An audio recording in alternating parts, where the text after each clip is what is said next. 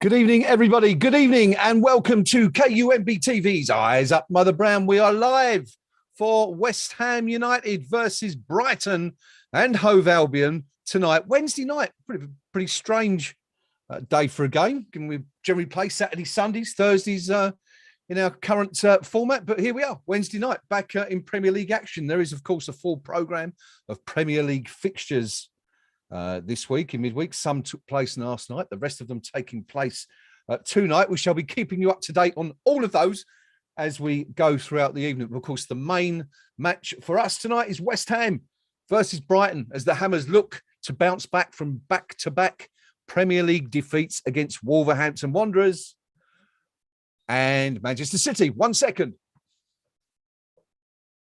That's right. I thought my mic was off for a minute there. That's handy. Anyway, hope everyone's well. Hope you're all keeping good. We are in a bit of disarray, as you can probably tell, given the fact that it's only me and I keep jumping all over the place. But it is only myself at the moment. I am hoping to be joined, however, at some point by the Pink Palermo, who's running a little bit late from work. He'll be with us very, very shortly. Rio is hopefully going to be joining us live from the London Olympic Stadium at some point throughout the evening. So it should be plenty of the usual faces. Noam, we've given a night off because, as you will be aware if you were tuning in at the weekend, he is in New York at the moment. And unfortunately, he's not been given a pass to join us for a second time this week. So Noam, if you're watching, I hope you're having fun over there. Whatever it is you're doing this evening, excuse me. But anyway, it is an unusually early kickoff this evening. We are on for a 7:30 p.m. start, a rare 7:30 start, because the TV broadcasters are Amazon Prime this evening, and they have decreed or demanded that we kick off a little bit earlier than our usual 7:45 or 8 p.m. slot. So, yeah, so there you go. So I shall begin by taking you through the teams tonight. We're about 12 minutes away from kickoff. West Ham will be lining up thusly at the London Olympic Stadium this evening. Lucas Fabianski in goal. Big news, Vladimir Coufal restored to the starting 11 this evening. Zuma and Dawson, Kurt Zuma and Craig Dawson at the two centre halves. Ben Johnson does play, but he's going to be playing on the left side because Aaron Cresswell has been ruled out, didn't pass a fitness test earlier today. Obviously, a result of that nasty collision with the woodwork at the Etihad Stadium on Sunday, where he seemed to whack his kidneys against the post as he cleared a ball from under the crossbar. So a bit of a change there for West Ham. That'll be interesting to see how that goes. In midfield, Declan Rice, Thomas Souček, and the four up front, Jared Bowen, Said Benrahma, keeping his place in the team. There was some question as to whether he would do. Pablo Fornals and Michail Antonio leading the line, looking to get back to form against Albion this evening. On the bench for West Ham, Alphonse Areola, Arthur Masuaku returns to the bench. Issa Diop, Alex Krall, Mark Noble, Manuel Lanzini, who we thought might have done enough to get a start tonight. Obviously, David Moyes disagreed. Andrei Yarmolenko, Niko Vlasic, and Perkins back on the bench again this evening, having made his debut last week in Austria. That's how the Hammers line up. Let's have a look and see how the opposition line up tonight. Evening to everybody joining on the stream, including Craven. Good to see you all. Hopefully there'll be a few more joining us as the evening progresses. But the Brighton lineup is as follows: Sanchez, Cucurella, Webster, Dunk, Bissouma, Mope, Trossard, Lallana, Moder, Veltman, and Sarmiento. And on the bench for Brighton are Steele, Lamptey, Mac Allister, Mwepu, Gross, March, Duffy, Lacardia, and Byrne. So Brighton, of course, with one or two players of their own missing. Now, just bear with me a second because I'm on my own, so I've got to juggle lots of things right now. So I've just got to post a couple of links on social media to let everybody know we are running alive and well here on the stream. How you all doing anyway? Everyone had a good day? Hope you've all had fun. It's been a chilly one out there again. Of course, December. Christmas only 4 weeks away. I hope you've done all your shopping anyway.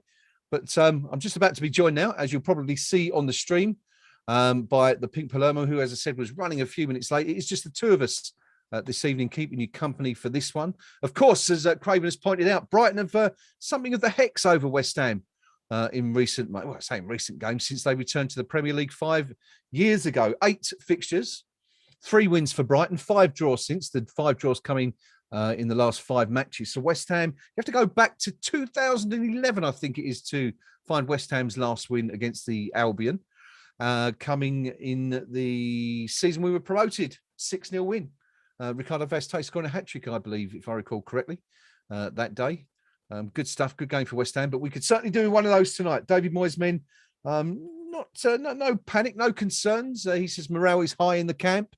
But of course, back-to-back defeats for the Hammers need to try and get some points on the table tonight to keep the chasing pack from our heels a little bit longer if we can. Of course, West Ham going into the game still 4th in the Premier League, just ahead of Arsenal on goal difference as things stand. We're just waiting for Pinky to join us. In terms of the forums, we shall be keeping an eye on the KUMB.com forum match thread this evening to see what our fellow Hammers think.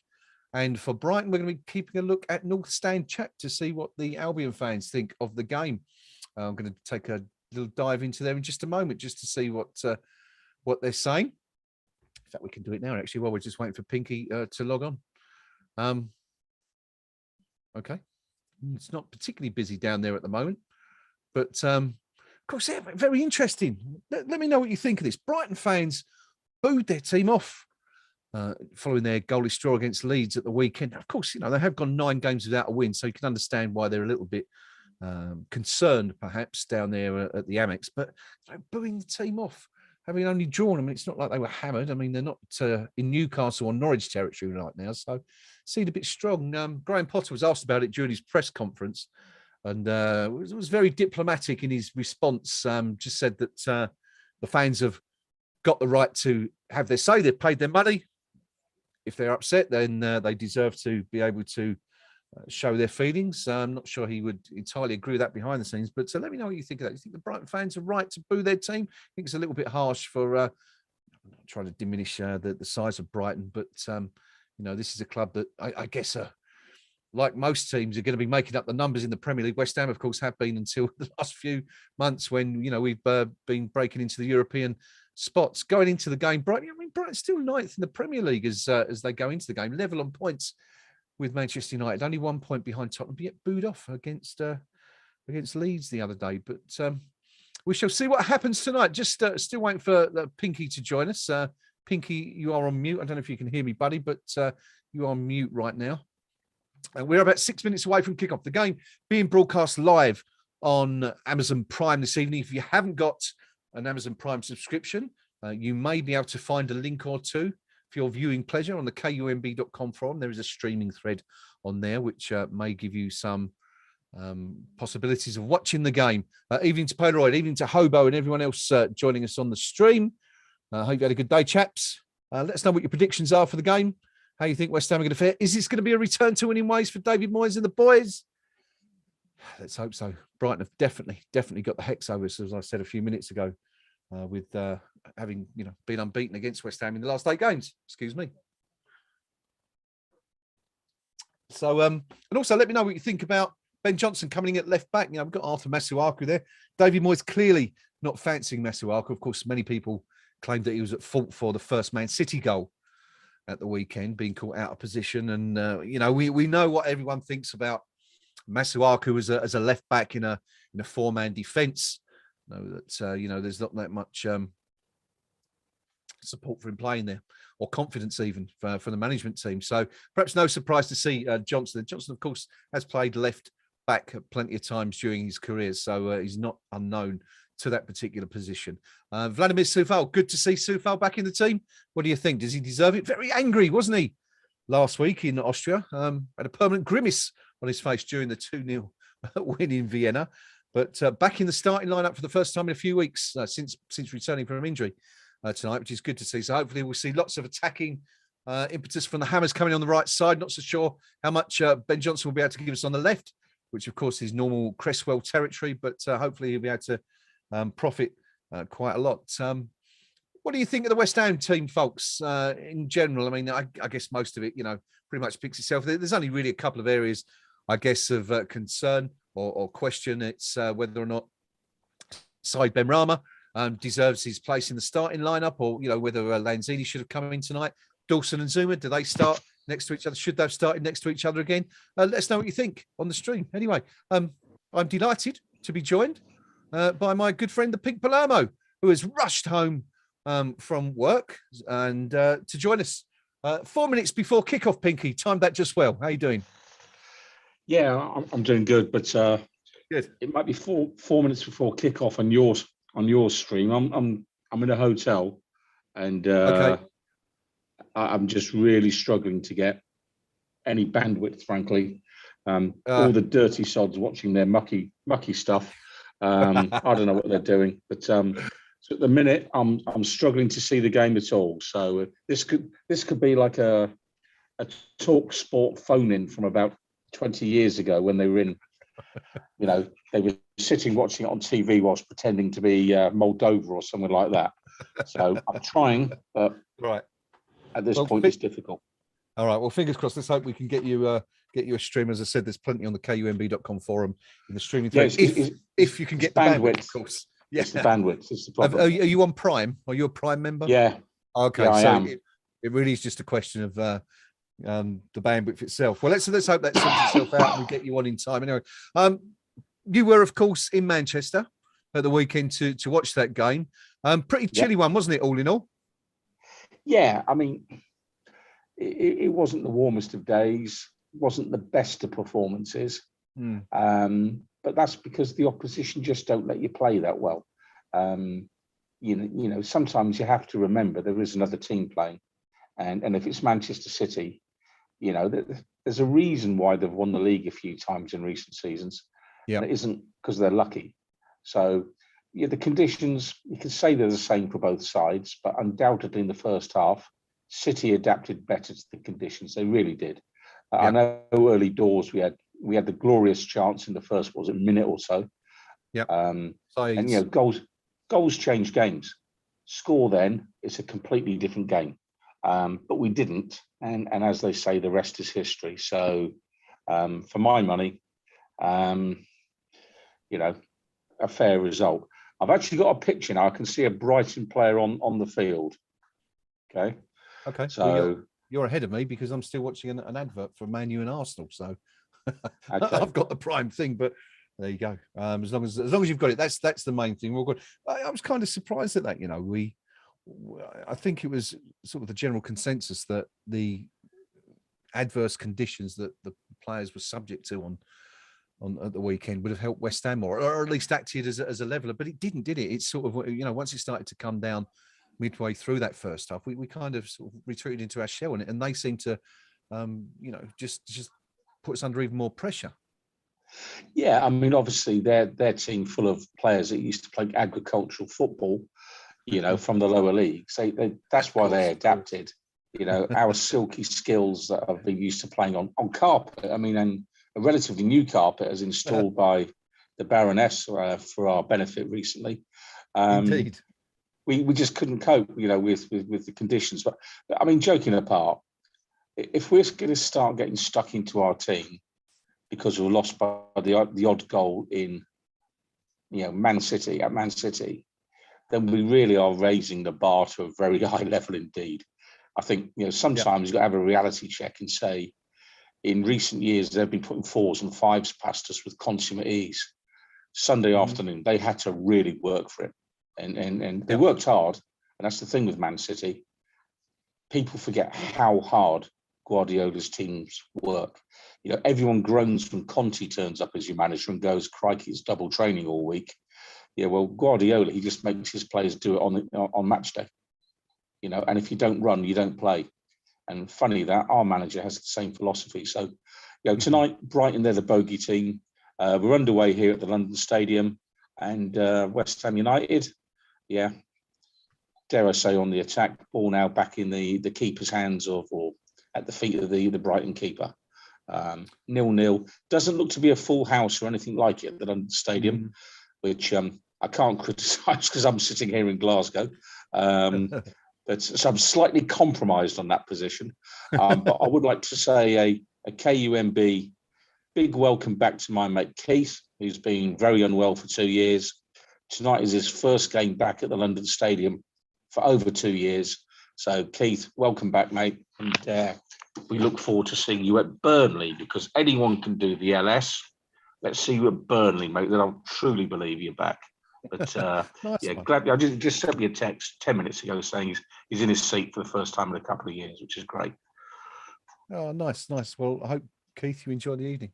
If you manage to chip into this at some point later, or watch a rerun. But as Pinky says, we're underway at the London Olympic. It's a minute gone. West Ham kicking on our screens, as we see from left to right. We should, hopefully, let's do a quick time check. Pinky, see where I'm on 1 minute and 10. We should be about the same.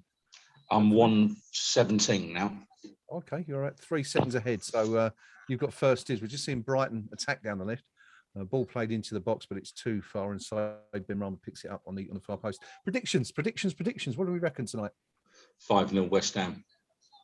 5-0. And that was nearly over because Brighton have just narrowly missed. And, you know, I mean, this is classic West Ham. This is classic West Ham. You know, Brighton not being able to win a game for, what is it, 7 or 8? You know, struggling in front of goal. And here we are, 2 minutes in. And, you know, it's a coat of paint job. I mean, on my days, I mean, that's 5 inches wide. I mean, you know, it's yeah. But it's too wide. Too close for comfort. Interestingly, I know Morpay was the subject of some criticism from the Brighton fans for not scoring enough goals recently. Even Graham Potter was asked about it during his press conference and said he was fully supportive of him, but not sure he's going to be so supportive after seeing him put that chance wide. But I guess from a West Ham perspective, Pinky, that's sort of fallen at the right time for us, you know, when he's cold and hasn't really had a touch of the ball. And a bit fortunate there, though, weren't we? Yeah, I mean, let's be honest. If it was one of our players that didn't score, then we'd be saying, you know, we need a new striker, kind of thing.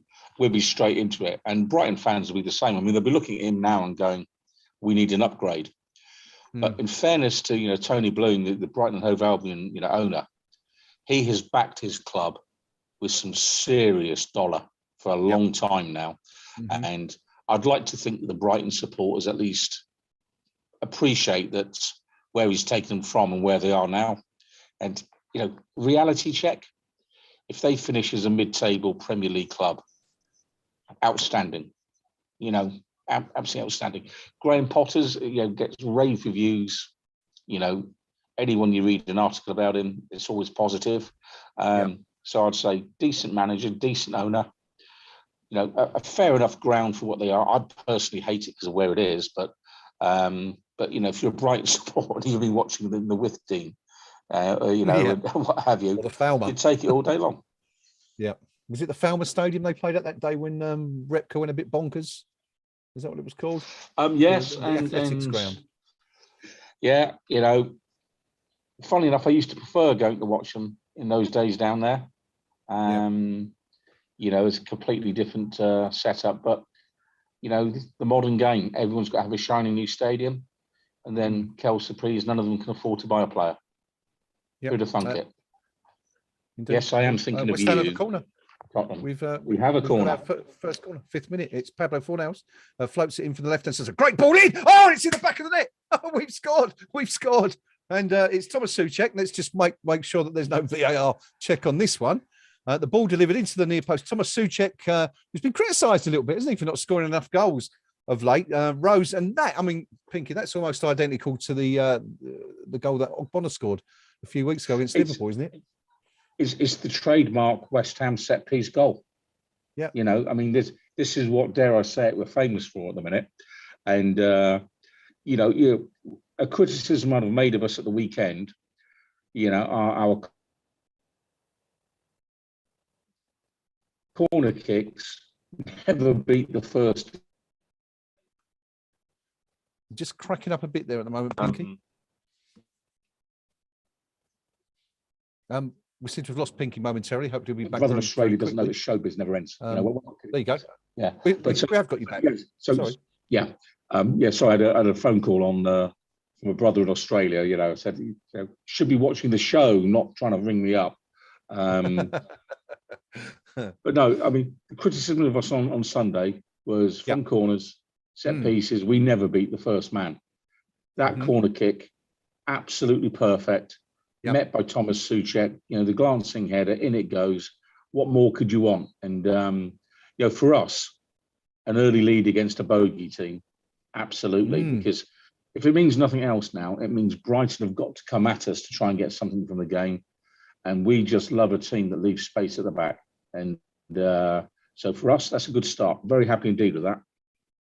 Yeah, delighted. Great. I'm really, really pleased for Thomas Souček as well, because I'm sure, even though no one, none of our fans are going to be criticising, I'm sure he'll be feeling that a little bit, the fact that he hasn't scored so many so far this season. So that's awesome. But I guess the irony there is that if Cresswell had been starting, it would have been him who was taking that corner, not Pablo Fornals, and it was an absolutely brilliant corner. Yeah, and did the job. And Thomas Souček, I mean, I saw a picture of him this week on social media with what I'm assuming is his wife or girlfriend, and it said 6 years together. Obviously, she said, look, how should we celebrate? And he said, I know, I'll score a goal on Wednesday night. And they say romance is finished, but there you go. The old romantic, he's done it for her. He scored a goal. Yes. Yeah. Yep. She'll be happy. She'll be happy tonight. As are we all right now. West Ham leading. The goal coming in the 5th minute. Thomas Souček back on the score sheet for the first time since, well, I'm not sure actually. Rio would normally be looking at things like that for us, wouldn't he? To let us know. But anyway, Brighton are on the attack as we speak, looking to profit down West Ham's right-hand side, although they've had to turn back and go back towards their own goal because of West Ham's excellent pressing. So a great start for the Hammers here. As of course, as we said, 8 games without a win. 8 games against Brighton. Without a win. Brighton themselves 9 games without a win. So, I guess if you're looking at this one on paper, there's only one result, which of course, is not how football works, but it's going the right way tonight. Anyway, what do you make of the fullbacks, Pinky? We have not really spoken about it with Soufal back in at right back and Johnson over on the left. Yeah, I mean, ultimately, it tells us that Soufal's a right back, and that's where he wants to play. And when we're a man short, it's Johnson that gets moved around. I mean, that's not what we did at the weekend. But obviously, the managers had a little bit to think about it. And if we want to get the best out of Soufal's attacking play, then he's got them on the correct flanks. But I must say, special praise for Johnson because, Sorry, that's for David O'Rourke in the chat. Just asking if he'd missed a goal. I didn't want to interrupt you. My apologies. Sorry, I'm looking at that thinking, I've done something wrong here. What code is this? Yeah, but ultimately, hats off to young Johnson, because you know what? A lot of players, what you read, sometimes from players that aren't getting games or who have recently left clubs or whatever it may be, I'm not playing in my correct position. The manager never put me in my favoured position. The manager never set us up the way I like to play. Yeah, we've heard all the excuses over the years. Yeah. Yep. Whereas the good professionals, the ones who want to crack on and do well in the game, particularly young players will say, yeah, all right, I'll play there.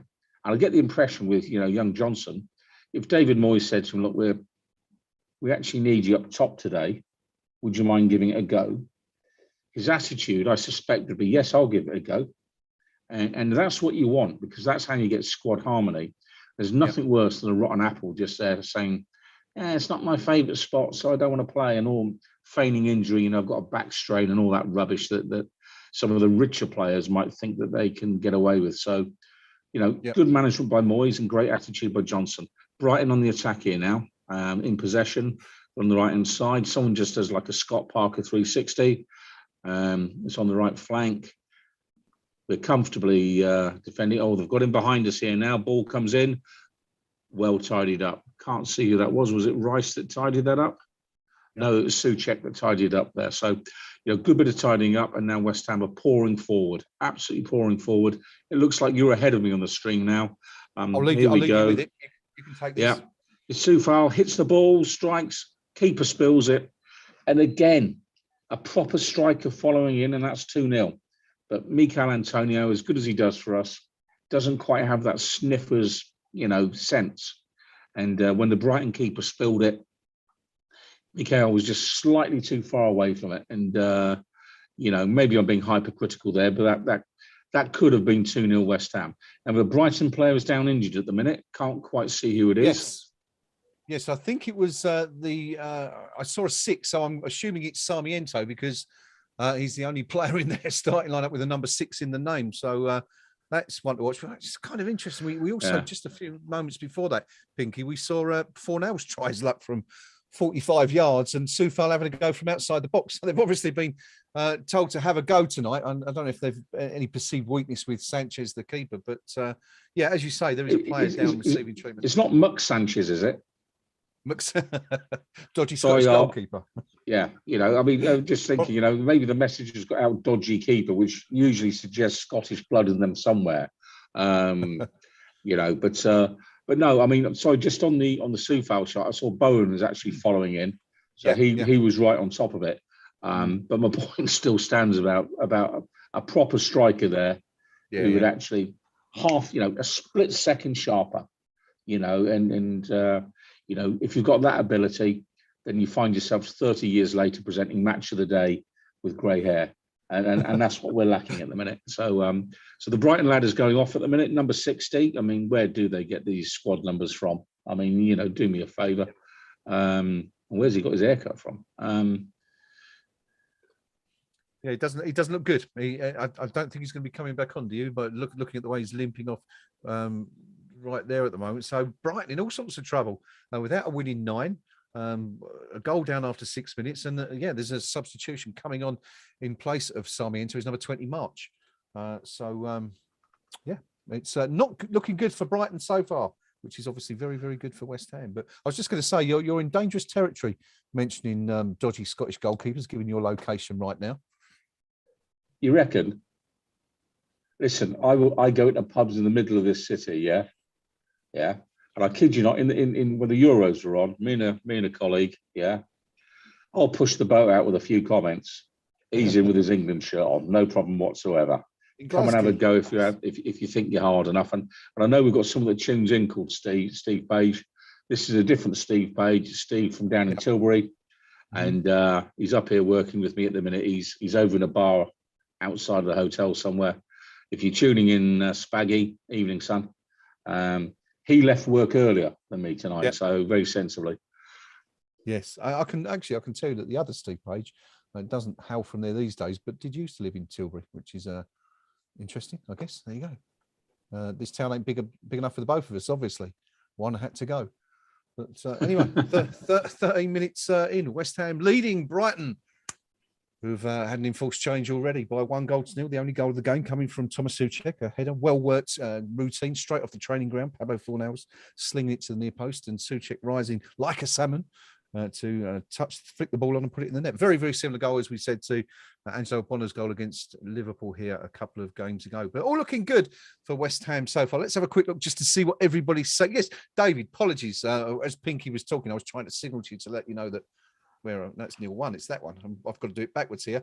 I'm all over the place. 1-0 to West Ham. That's what I was trying to say. Thomas Souček scoring the goal, and Hobo says, it was Bowen on the keeper. Should have scored. I felt that he should have maybe put that rebound away. But there's just to bring you up to date, the rest of the Premier League. Apparently, there's been a suspension in the game between Watford and Chelsea. A fan has fallen ill in the crowd, which seems to be happening, I don't want to say frequently. It's only the second time this season. But of course, what happened at the Euros, Pinky, this seems to be, a worrying trend that's sort of emerging here. Yeah, I mean, well, firstly, you hope whoever it is, they make a good recovery, get through whatever their immediate issue is. But at the end of the day, if you've got a large number of people, the chances are someone is going to have some kind of condition. They get overexcited, maybe a dodgy heart, maybe something like that. You never know. All you can do is wish them well and hope that the stadium authorities have got the maximum care to the person as fast as possible. It's a great shame though. So whoever that person is, we wish them well. Genuinely wish them well. Absolutely. Brighton in possession here now.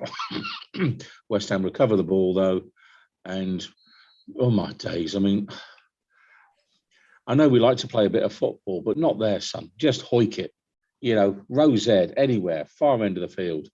Because what we've done now, effectively, is we've given away an opportunity within shooting range, I think, just about.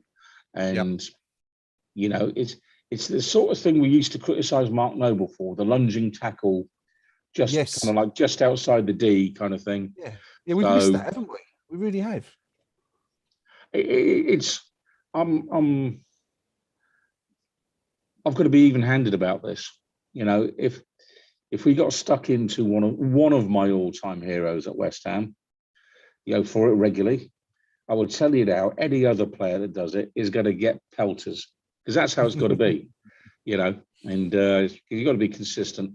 And Trossard, whose face I last saw on the wall outside the Genk ground, Yes. and he wasn't storming the gates, but clearly that's one of his former clubs.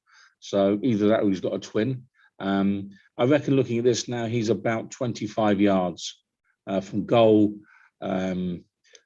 Yeah, he'll need something special to beat Fabianski from there, but let's see what he's got in his locker. Yeah, so you're doing very well to stay stationary, Graham, if you're ahead of me. Ref blown the whistle, I think steps you can tell up. they've scored from it. And it comes to absolutely nothing. Genk beckons again for you, Mr. Trossard. You know, very good tonight again to see the West Ham United players supporting the Rainbow Laces campaign. Good lads and all that, and great statement from Martin Noble and all that today. So, you know, it's all about inclusivity, and everyone should be able to be welcome at football matches. So nice to see the players supporting that. Jared Bowen, yes, indeed, absolutely right, Pinky. Jared Bowen's just picked up on a mistake by Sanchez, who came well almost to the centre circle to pick up the ball, and he's played it straight to Jared Bowen about 20, 25 yards to his left, and Bowen's tried to put the ball over the top, a la Rooney, I suppose, or Beckham, as we saw, unfortunately, a couple of times at the Boleyn a few years back, but he's got it all wrong and he's put it wide of the goal. But I mean, yeah, poor Sanchez, the keeper seems to be having a bit of a mare tonight, Pinky, in the between the sticks for Brighton so far. Well, you know, again, we call out the club fairly regularly as supporters, you know, lack of scouts and lack of this and a lack of the other. I very much get the impression that David Moyes' team do their homework on the opposition thoroughly. Yeah, and I'm just seeing more signs of it, where we seem to have specific game plans for specific opponents, and we know where their weaknesses are, and the instructions are getting through to the players to say, this is what we're going to try tonight. You know, so if you get an opportunity, give it a whirl. So again, hats off to Moyes and his team, no question.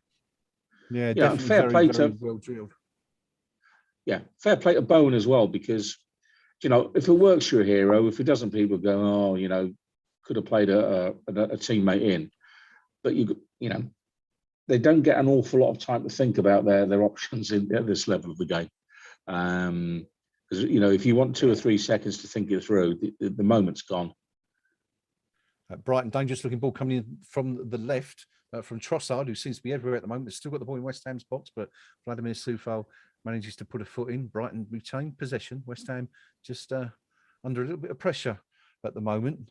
And the ball's played out there, but it's a terrible ball. We've just seen a stat flash up on the screen there, Pinky, to say that West Ham have enjoyed a massive 22% of possession so far to Brighton's 78. But of course, as we say, the only stat that really counts is that one up there in the top left of the screen that says West Ham 1, Brighton 0. But it's a little bit surprising after, 20 minutes now to see West Ham have such little time with the ball.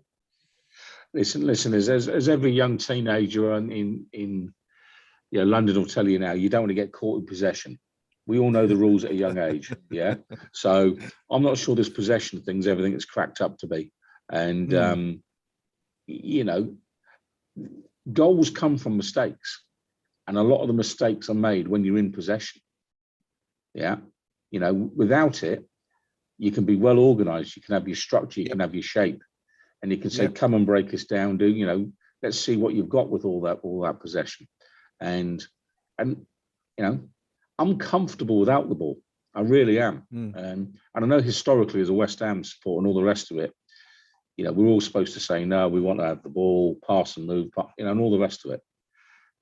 We all get that, but sometimes it's about winning games of football. And as long as we don't go the full Sam Allardyce, I think our supporters are happy with it. You know, they can see what we're doing. They can see the game plan. There's another Brighton player down injured at the minute. Yes, not having much luck, are they, tonight? He's still down. I mean, we're not quite sure what happened. He seemed to just go to ground as the ball was being played on the other side of the park, and it looks to be his left, if it's his shin or his ankle, his calf muscle. I think that he's calf, possibly. Yeah, I mean that would potentially be even worse for. Yeah, that's right. Yeah, I can see now they're just having a bit of a rub. I can't see what it is, Pinky. Did you happen to see the number? I couldn't see it from is it where I was watching. Is it the centre back? I think it might be one of the centre backs. Yeah, Graham Potter looks a bit concerned though, as I suppose he's perfectly entitled to be right now. 20 minutes down, facing losing a second player. Apparently, it was Craven's just pointed out that the guy who fell ill at Vicarage Road suffered a heart attack. So just echoing what Pinky says, really. Let's hope he recovers and is okay. It's the number 4, Webster, for Brighton. He's just trotted off to the side. It looks like he's okay. Actually, I think he's going to be coming back fairly soon. Yeah, he's back on the pitch now. So, attention seeker. An interesting game. Yes, that's it. We haven't seen a lot of the ball so far because West Ham have not really put a foot in it yet. But strange game this one. I mean, we're nearly a quarter of the way through already. Well, West Ham have had the one goal so far, a couple of efforts. We've not really seen players like Declan Rice or Jared Bowen involved, but yeah, here we are sitting. I mean, it feels fairly comfortable, doesn't it? Even though we've barely touched back to this possession nonsense. You know, backwards and forwards to their own keeper. Now they're playing it forward into the middle of the park. He's immediately surrounded by 3 West Ham United players. We win the ball, play it back to our keeper. You know, so I'm not convinced, you know, that having a lot of possession on the halfway line or in your own half is actually worth anything. Well, it's the old Southampton disease, isn't it? You know, from all those years ago when they tried to taunt us at the Boleyn by telling us they were play it on the floor. That's Sam Allardyce team, of course, and we smashed them off the park. 4-1. I mean, for my money, I'll make you right. The stat I like is touches in the opposition's box. You know, that tells me more about the attacking intent of any team than anything and what they're doing with the ball. Yeah. And you might only touch the ball 5 times in the game, but if you're all in the opposition's box, I think you've probably got more chance of scoring than 4,000 passes strung together in your own half. Huge credit just there for Said Benrahma. Brighton looked dangerous. The ball played back to the centre just outside the box, and a shot came in, and Benrahma threw himself in front of the ball to prevent the shot coming in. I was slightly surprised to see him in the starting lineup against tonight, Piggy, because we spoke, didn't we, the weekend about maybe Lanzini having done enough to put himself in contention, but their side again, and you know, there in particular, where we don't normally expect to see him making a fantastic block like that in a defensive position. Yeah, you can't fault the desire. You know, he's got himself in front of between the opposition player, our net, and he's blocked it with his body, with his foot. You know, if it's Alvin Martin doing that, we're saying great effort. So fair play. We do the same for Said Benrahma, but I'm looking for more from him. I really am, and you know, I'm just about being convinced that he's got something. Yeah. But we need to see it a bit more often because Lanzini for me is a bit more consistent. Yeah. And there we go. West Ham win a corner by the looks of things. Yeah, good work again. Benrahma involved on the Brighton losing the ball, and they're doing exactly what you said. West Ham sitting back, waiting to pounce, waiting for the opportunity. Getting that Benrahma involved, put the ball out wide to Bowen, whose shot was blocked. But yeah, corner from the other side. Can we do it again? Played in deep this time, and on this occasion, Sanchez comes out off his line and claims it with Craig Dawson looking to pounce at the far post. But West Ham immediately back in shape. Brighton looked to break early, but the Hammers really quick getting back in shape there. I mean, it's things like that you don't really see that often go unnoticed. The speed and the desire to get back into that defensive position, having lost the ball. It's excellent. Really, and a mark of David Moyes' management there. 100%, because he was very clear in the Marco era. If you don't run, you don't play. Yeah. Every single player in our squad knows. Yeah. The minimum requirement is application, work rate. If the supporters are sweating more in the stand because of the price of beer than a player sweating on the pitch because he's not running enough, they're not going to last in a Moyes team. I think we've got more discipline in terms of our shape than we've had in almost any West Ham team I can remember watching, and that's about both in and out of the ball. We know what we're doing. The players know their jobs. But I keep coming back to it. It's a theme I've explored a number of weeks. Generally, we have a settled starting 11. Generally, tonight we've got an enforced change. But I'll go back to 85, 86. The number of players that played maximum number of games that season, and look where we finished. Look at us this season. We're using a relatively small number of players playing week in, week out in the Premier League, and we're doing very well. Players like to know their jobs. They like to know that what their teammates around them and who they can trust. And I think it pays dividends. I really do. Brighton, no opportunity there. Oh, dearie me. Heavens above. Go take a shower, son, because you know what? It's not your night. I'll tell you what, you know what, Pinky, if you roll that back a few seconds, all that stemmed from a really poor pass by Kurt Zouma. We played the ball short from a goal kick. Zouma launched it down the left, and we instantly lost possession, and that resulted in that chance. So we've got to be a little bit careful there. And we spoke about that again, haven't we? About Zouma being on the left-hand side, not his natural position, but it was most un-West Ham like the way we just sort of launched, or under David Moyes anyway, the way we just launched that forward, and almost. Thankfully, it was Mopay again, I think, who was off target, who missed that shot, within sort of 60 seconds. Seems to have an aversion to hitting the bit between the goalposts at the moment, fortunately for us. But West Ham on the attack now anyway. Declan Rice, we've not seen a lot of so far, plays the ball out wide on the right to Soufal's in a really advanced position now. What can Soufal do with this? To the right of the penalty box. Dinks one up to the back post, looking for Antonio. Antonio pulls it back, and Fornals has smashed a volley off the underside of the crossbar. West Ham so close to doubling their advantage. But anyway, we've still got the ball here. Inside Ben Ram on the left. Ben Johnson overlaps, but he cuts inside, cuts back again, looks for options, comes back to Declan Rice. West Ham looking to score again now. It's Souček, the goal scorer, on the ball. Plays it out wide again to his compatriot, to Soufal. To inside Fornals, but Fornals gives the ball to Bowen, who loses the ball, but it's fouled by the number 3 from Albion, who is just trying to find Cucurella. Close, Pinky, so close. What an effort that was from Pablo Fornals. Absolutely. And dare I say it, he was annoyed that he wasn't on the plane to Vienna with the rest of us, so to speak.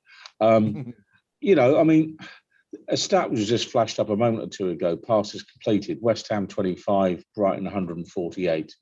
Yeah, but we're a goal in front, and we've hit the underside of the bar, and we look far more threatening in the opposition, final third than they do in ours, and and it just really emphasises. And the point you're making about Zouma and what have you a moment ago with the errors that they were making, that he made. Sometimes when you're in possession, all you can do is make a mistake to create the opportunity for the opposition. I'm now watching Bowen about to take a free kick to launch it into the box, or is it Soufal that's going to know? Soufal that's going to launch it in. Oh. Well, stick with it, Pinky.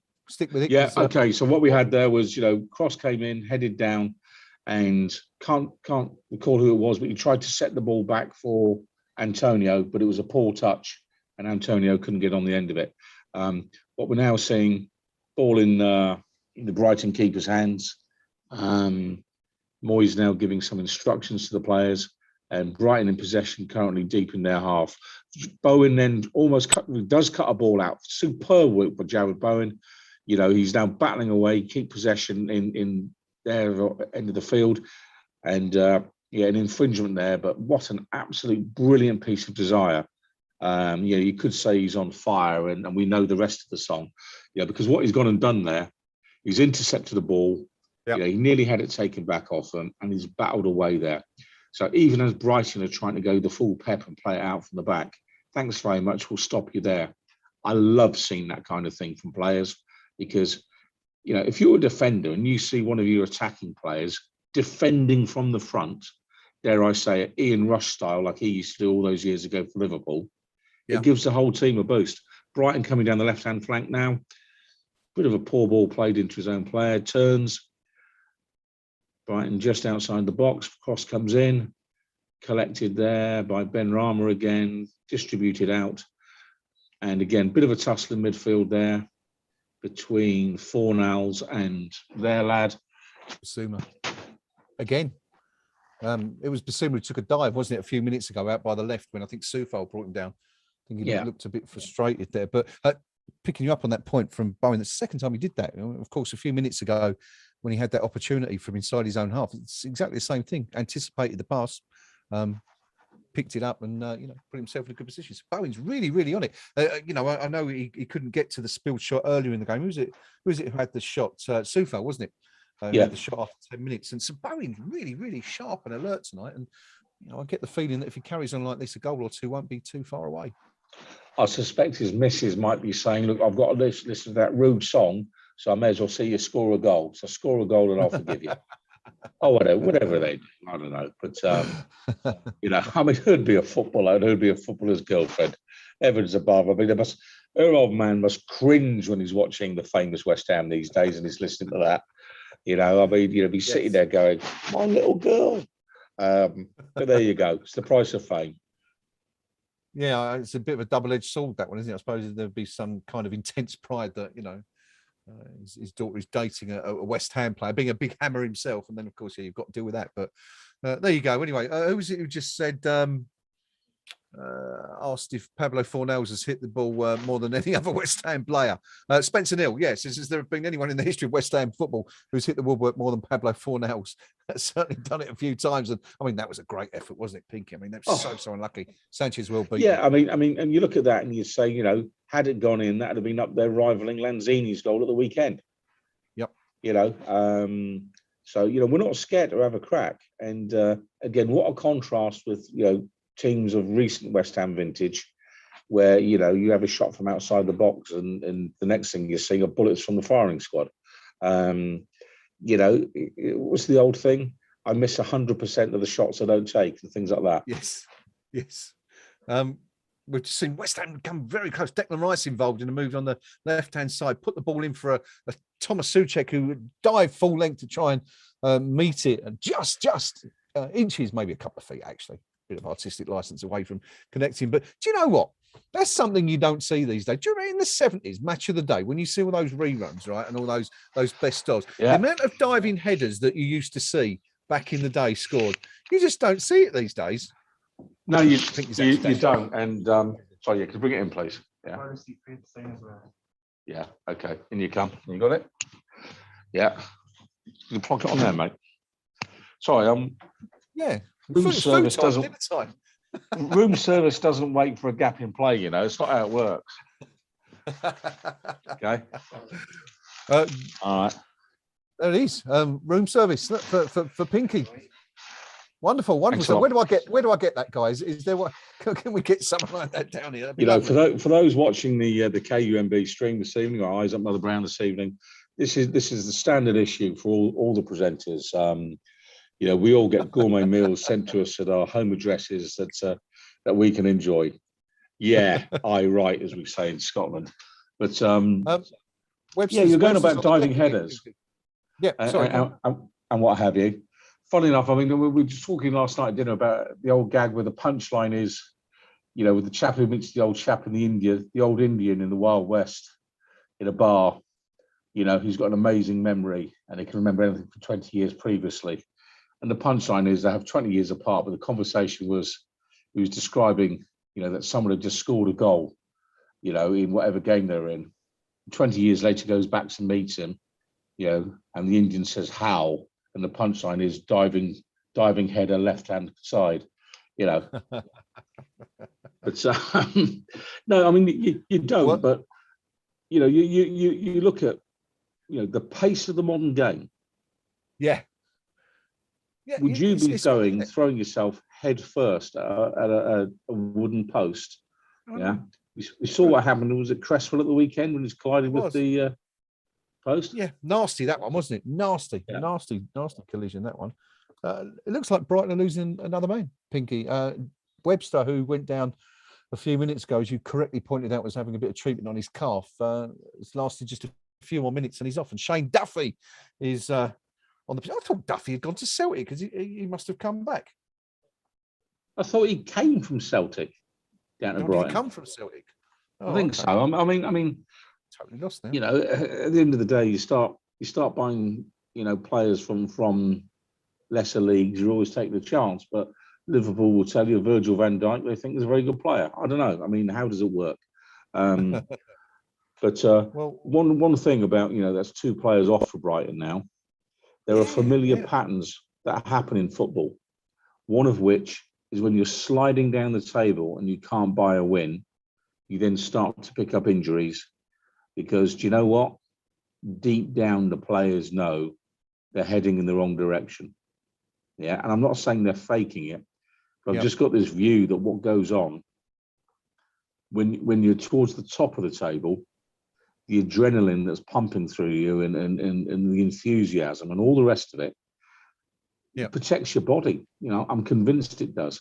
When you're going in the other direction, I think the body suddenly feels the aches, the pains, the creaks, and players get injured easier.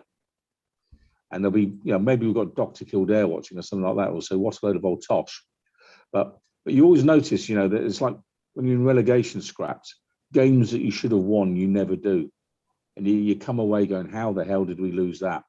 And it's a last minute penalty and all that stuff. Well, a hell of a challenge there from a Brighton lad. One he had to make, mind you. Brighton in good possession at the minute on what I'm watching. But again, passing back, passing square and back, passing square and back. And there isn't a West Ham United player within 15 yards of them. So we're forcing them back. They've tried to bring the ball forward again. They've broken through one line of defence. All played wide to the left. Cross comes in, well cut out by Soufal. Corner to Brighton and Hove Albion. Yeah, that corner's just about to come in from the left-hand side as we look. Brighton's left, West Ham's right. It's floated into, it's a deep corner. Declan Rice gets up, gets a good head on it. It's outside the box, but Brighton managed to retrieve the ball. But it's come off a Brighton hand, and West Ham have a free kick. Just a quick look at the North Stand chat just to see what they thought about the opening 37 minutes or so. Talking about Webster, actually, they're saying that the Fit says you have to worry for Webster. He seems to be injured a lot compared to Dunk or Duffy, and he seems to spend a lot of time on the sidelines, which is such a shame because he's a quality player. And they're not particularly happy. Interesting point, talking about the as we were saying about possession. Gripper Stebson, who is a Brighton fan, didn't know that, but there you go. Grange Hill's Gripper Stebson says that Stephen Gerrard summed it up well the other day when he was talking about Brighton, said they have a lot of the ball, but exactly where we let them have it, which kind of backs up everything that you were saying. Just there. Shane Duffy, Pinky, Shane Duffy, he was at Celtic. Oh, hang on, this is dangerous. Brighton have broke down the left and he's clear. Oh, and Mopé was almost clear through on bottom. And this is a great chance. Oh, what a save from Fabianski. Fabianski's just pulled off a remarkable save. West Ham really, really caught out there. It looked like the chance had gone begging. Mopé took a poor touch. Let's just have a look and see what happens here again. And Soufal is caught way out of position. Kurt Zuma's come across to cover him, and the ball's been played across, and then it's been played across yet again to the right-hand side. I think, I'm just trying to work out who that is. I think that's Moda, who's made a break from midfield. Declan Rice has actually done really, really well. I didn't quite get a touch on it, but did enough to pull him off, I think. And Fabianski combining with Rice to make a brilliant save, which just went wide of the post. But that's Brighton's best chance of the game so far. They have a corner. Let's just stick with it, see if anything comes of it. Floated over from the right-hand side. It's an outswinger. Headed down by Dunk. And it's just wide again. So two chances in quick succession there for Brighton. West Ham going to be a bit careful there, Pink. He got caught out there, Soufal especially. Yeah, absolutely. But, his keeper's done him a favour there because tremendous save by Lucas Fabianski there. And, ultimately, if we're being honest, it should be 1-1. Potter will be looking at that going, how are we not at least all square in this? But that, it's why certain players get paid fortunes to play the game, is because they have a way of putting the ball in the net when others don't. And ultimately, Brighton should have scored. It's that simple. And if, in the hard world of professional football, Potter isn't going to go in there and say, unlucky son. He's going to pin him against the wall at halftime and say, get the ball in the net. Yeah, because you just don't get many chances. It doesn't work that way.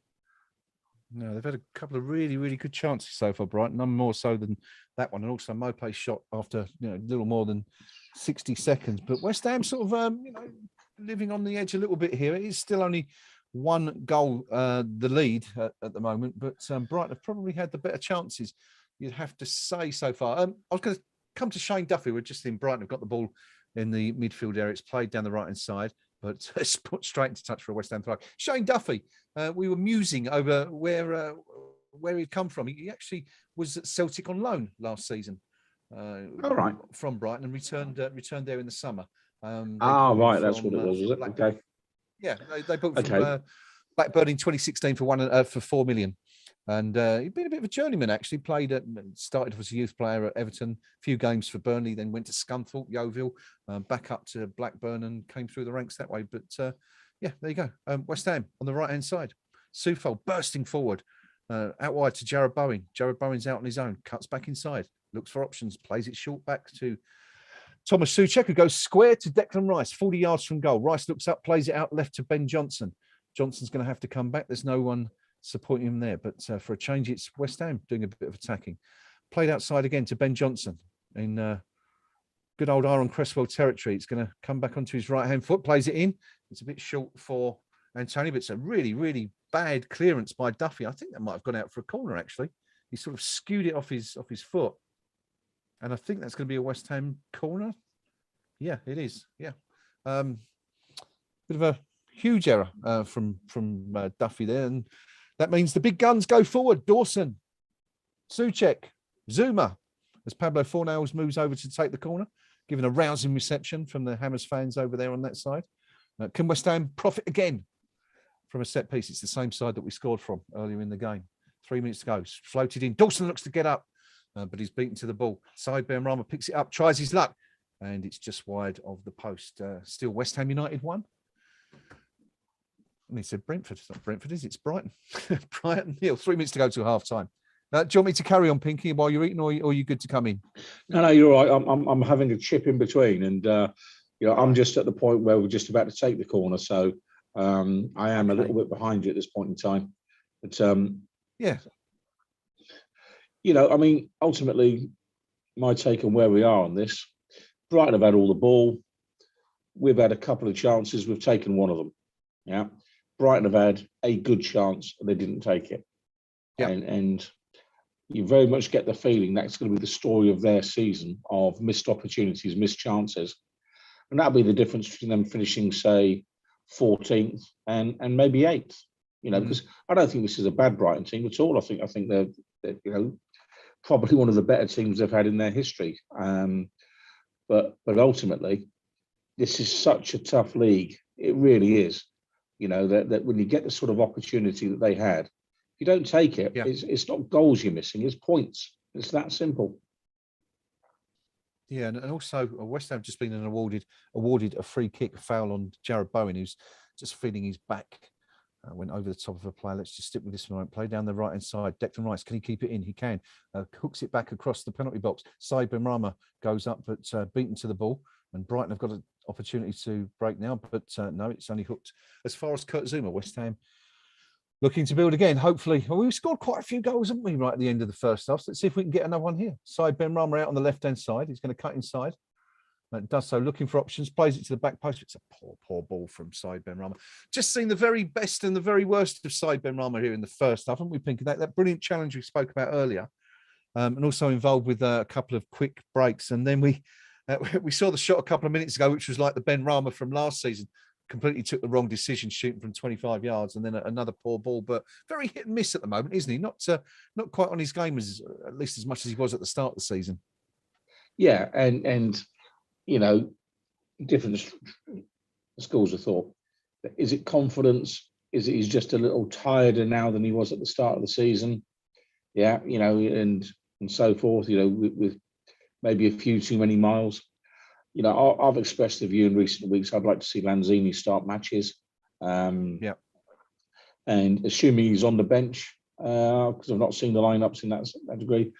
I'd expect to see Lanzini come on around the hour mark, because we're in that stage of the season where all the managers have got to manage their squads meticulously just because of the sheer number of games that are coming over the next 20 days or so.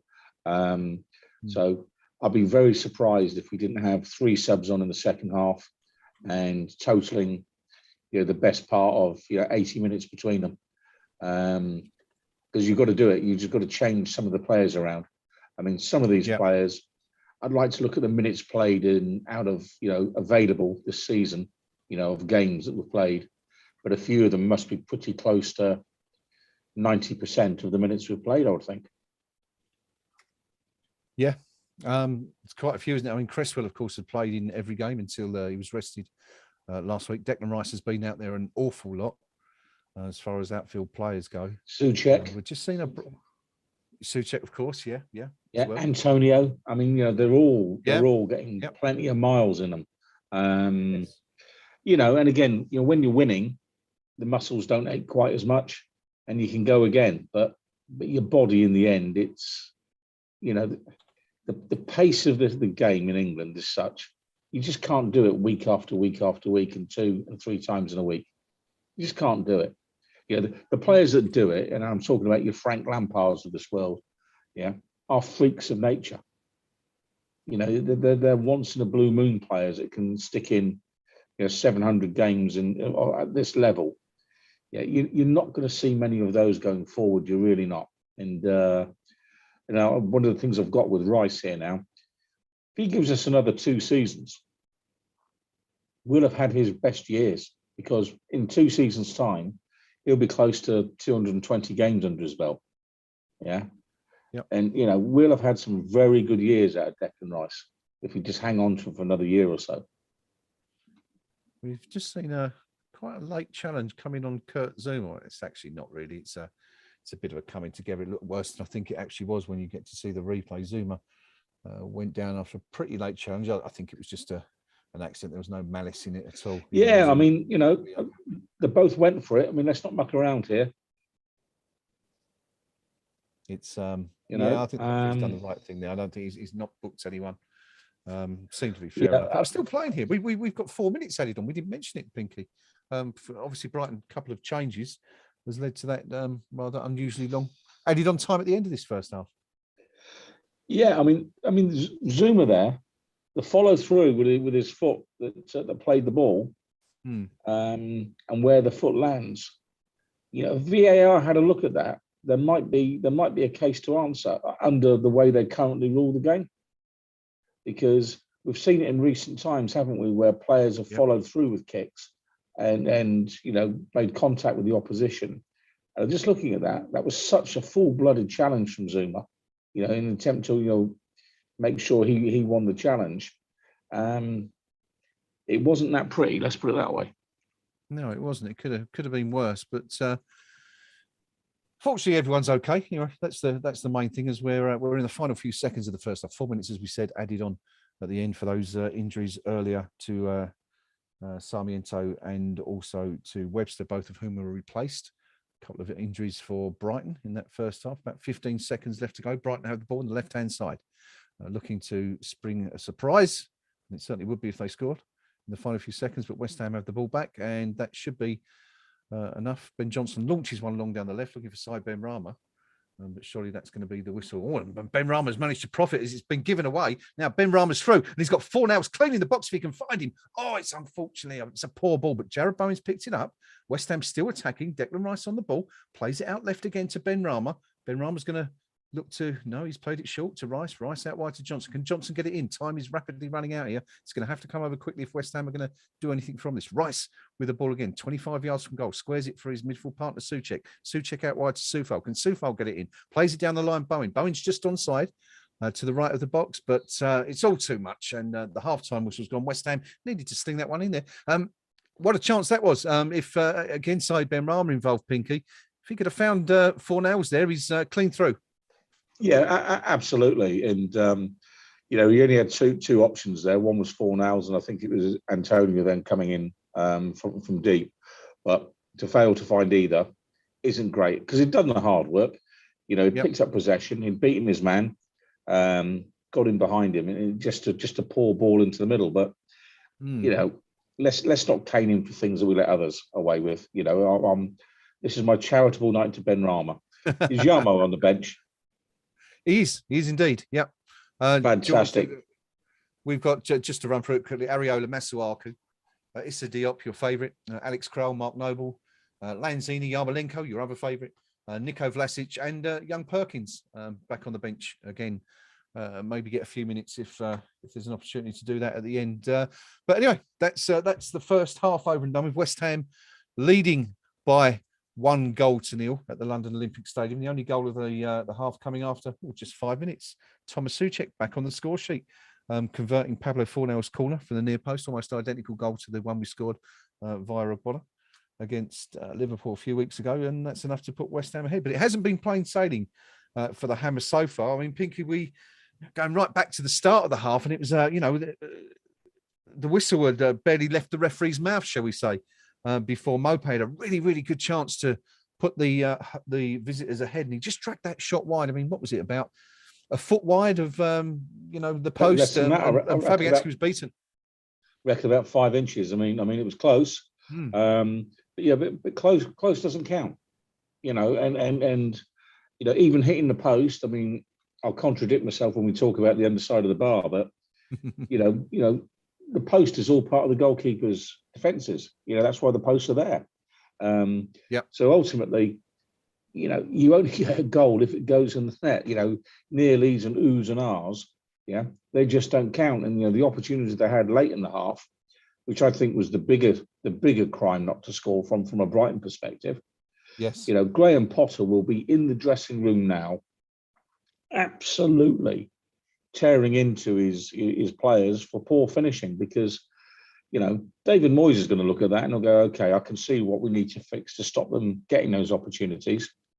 And you know, you go into the second half, and then Brighton are basically they're starting again, because you can't do anything to fix a nearly scored. The moment has gone, and for Brighton there, they had the chances, they didn't take them. We had one fantastic chance which we buried through a very well taken set piece. We saw Bowen launch a long range effort, which you know he gets a gold star in the margin for speed of thought. We've seen Fornell's thunder one against the underside of the bar, and we've seen there right at the death. We've also seen Soufal have a long range shot that the keeper spilled and Bowen couldn't quite get on the end of. And at the death there, we saw Ben Rama pick up possession on the left, beat a man, get a cross in, but it just didn't pick out the West Ham player. So we've probably had more chances, of maybe half chances. But the crucial thing is we have taken the goal. And for my money, we're just about good value for that 1-0. Graham Potter might argue a draw at half-time might be a better reflection, but I think that would be based around this old stat of possession. But possession where, you know, ultimately, you know, in your own half, they really should discount from all the possession stats having it in your own half. You know, final third, I'll accept. Possession matters.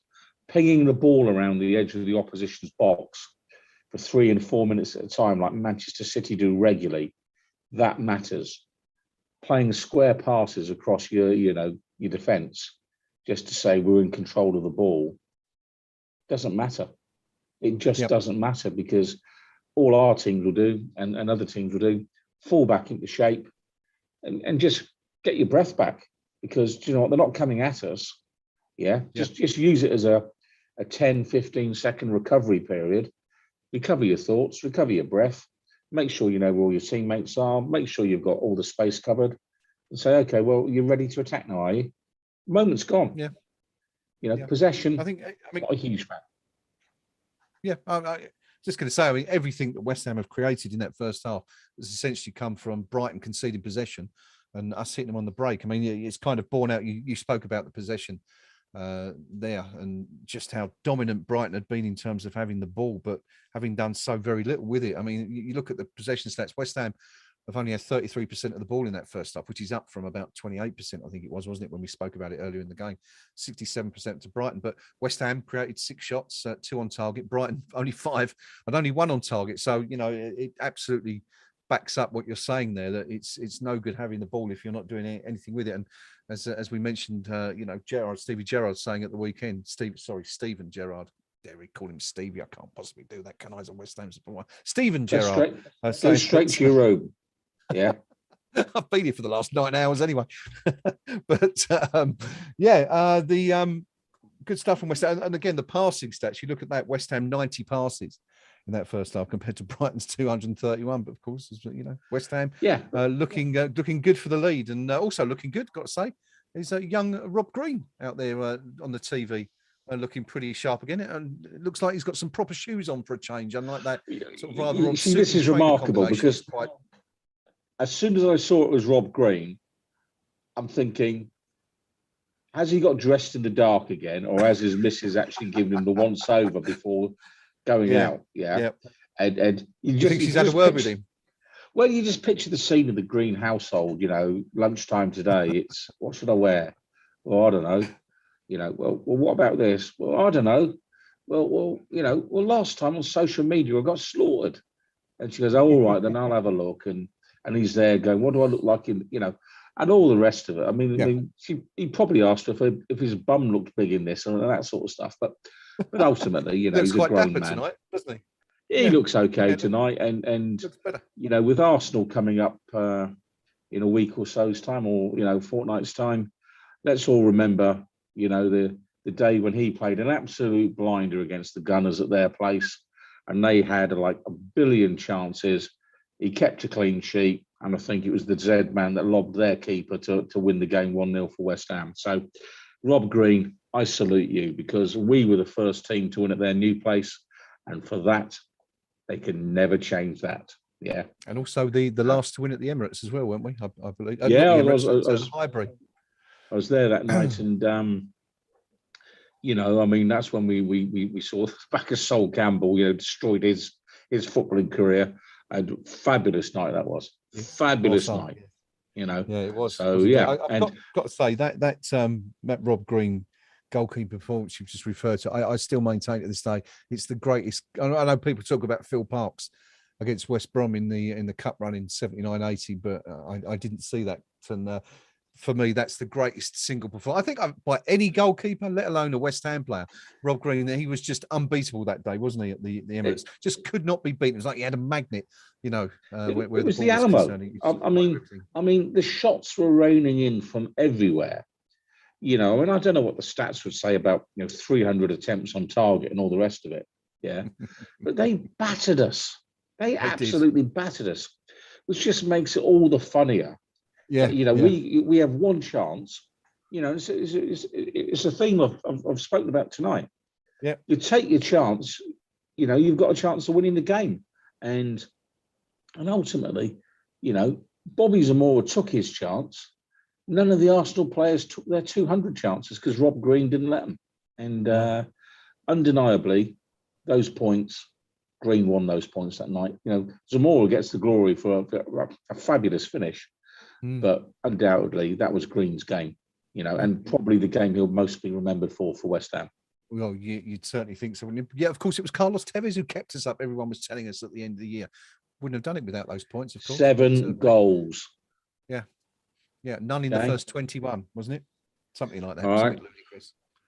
But anyway, Thomas Souček scored tonight. Remarkably, it's his first goal for West Ham since the opening day of the season. I didn't realise that his drought extended that far back. 15th of August, you were there at St James's Park, I believe, watching West Ham send the Geordies off on a very sticky run that they're still yet to get out of, scoring that day. But took it really well tonight. Great finish. Yeah, and interesting. I mean, you know, watching the rerun in the break there, you know, the dodgy keeper that is the Brighton keeper. He saw the big lump that was Tommy Souček heading in his direction, and rather than have the physical challenge, he backed off all the way into his own net. And didn't fancy. Yeah, I suspect a little bit of a lack of minerals on the part of the Brighton keeper. And you can understand it. I mean, Souček's a reasonably large fella, but yes.